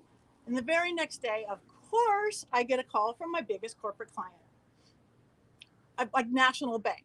Hi, I saw you on TV last night. And I'm like, oh, yeah. I didn't know you were into the paranormal. My voice gets higher. Yeah. Yeah. I love the paranormal. Oh my God, I saw a ghost while I was blah, blah, blah. We had the best and longest conversation we ever had. And I'm like, I'm out of the closet. I'm out of the broom closet. I'm out of the psychic closet. I'm out of the medium closet. What am I doing? All of it is the real me. All my performance side, my this, and I go, if they don't like me, they don't have to hire me. I don't have to do the motivational seminar, but it never hurt that business. I just don't have time for that business. So again, that's probably how Ghost Adventures happened, because all of a sudden I'm doing they need a psychic, or they need a medium, or they need a witch, or they need a house clearing, whether it's Bad Girls Clubs or Pit Boss or Nicole Richie or Home Improvement Show or a cooking show. I was a person to call. And then luckily I was enough to get called in just my first Ghost Adventures literally was, they were doing a haunted Hollywood and he had heard that I had talked to Charlie Chaplin and I somehow knew that was the exact seat, which I didn't know that I knew that. And it was just the one-off that a lot of people get, the local psychic or the local experience. But then luckily it turned, 6 years ago into a really nice relationship, working a lot with Zach and the guys. I mean, I work a lot of other shows, but Ghost Adventures is the only one people watch. So, but again, I'm just so lucky because I truly am creating what I want to do with my life. I see it. And now with PARAFlixx, my beautiful partner, Natalie, it's like, let's go next level. Let's have a platform where this world, the paranormal world.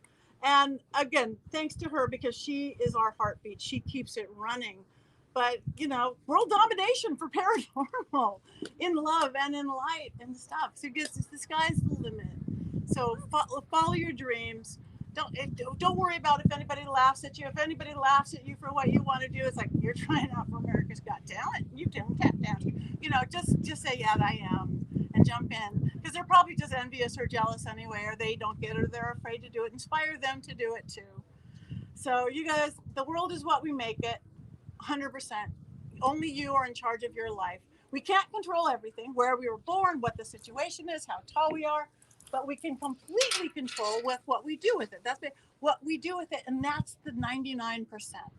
That's the everything, whatever that is. And my biggest inspiration in that, doing what you do, have you guys ever seen the YouTube guy with no arms and no legs? He's a body and a head. He is a body and a head. He was born, he should be dead. Of course, if you can't eat yourself, you have a body and a head. How scary, how gross. And he could have been the world's biggest victim or be dead. Instead, he is a motivational speaker. He inspires people. He comes out on a skateboard and talks into a little eye. He has a beautiful, fulfilling life. It's what he did with it. He was given a body and a head, and God, that's powerful. So you take what you've got and you make it what you want. So that's what practical magic or old world magic for the modern world. Tips, tricks, and techniques to balance, empower, and create a life you love. Thank you, guys. So you guys, and again, I'm speaking partly to the choir because you guys are here doing it, but just crank it up. Thank you. Any questions? I'll be back at my booth for a few minutes before I have to drive back to Hollywood.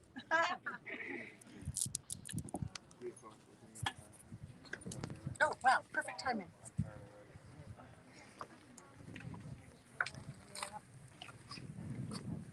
That was amazing. You did great. Thank you. I think we're still waiting for the new reality to come on, so it's just us in here. Okay. Thank you, everybody out in the big We're wide here. world, for joining us today at Vulture City. It's amazing. It's been amazing. Thank you, guys. Yes, and what is our secret, Patti?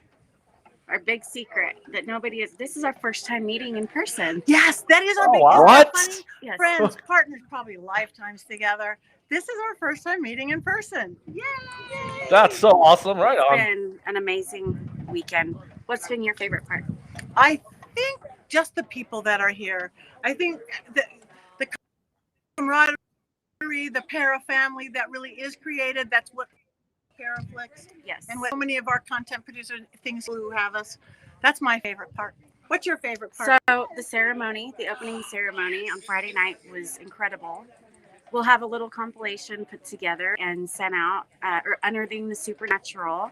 They're an incredible Native American team, and they did this amazing opening ritual ceremony. So that was really neat. It was very neat. It was very neat. It really kicked off the event and set the tone and the energy and the magic. And yeah. our own Stefan Bugatti got to be one of the drummers within that. Huh, Stefan? Yes, As yeah. you steer, Stefan. pop on in. Right, Come right. on in. You got Stefan Bugatti. Hey, everybody. I went back to my native How you roots doing, bro? because I'm Native American, and I had the opportunity. It was awesome. It Heck yeah. started everything off great, didn't it? The Oh energy was yeah, nice. it was beautiful.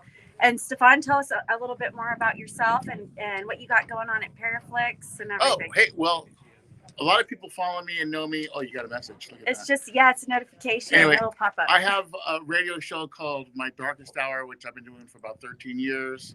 Lots of followers, and because of my good friend Patti, who was nice enough to be on the show and talk to me about it, said I should do another show for PARAFlixx. And now I have My Darkest Hours into the further streaming live right now on PARAFlixx. So if you guys get a chance, check it out, and then we can talk a little bit more about it when I see you guys at the next Paracons.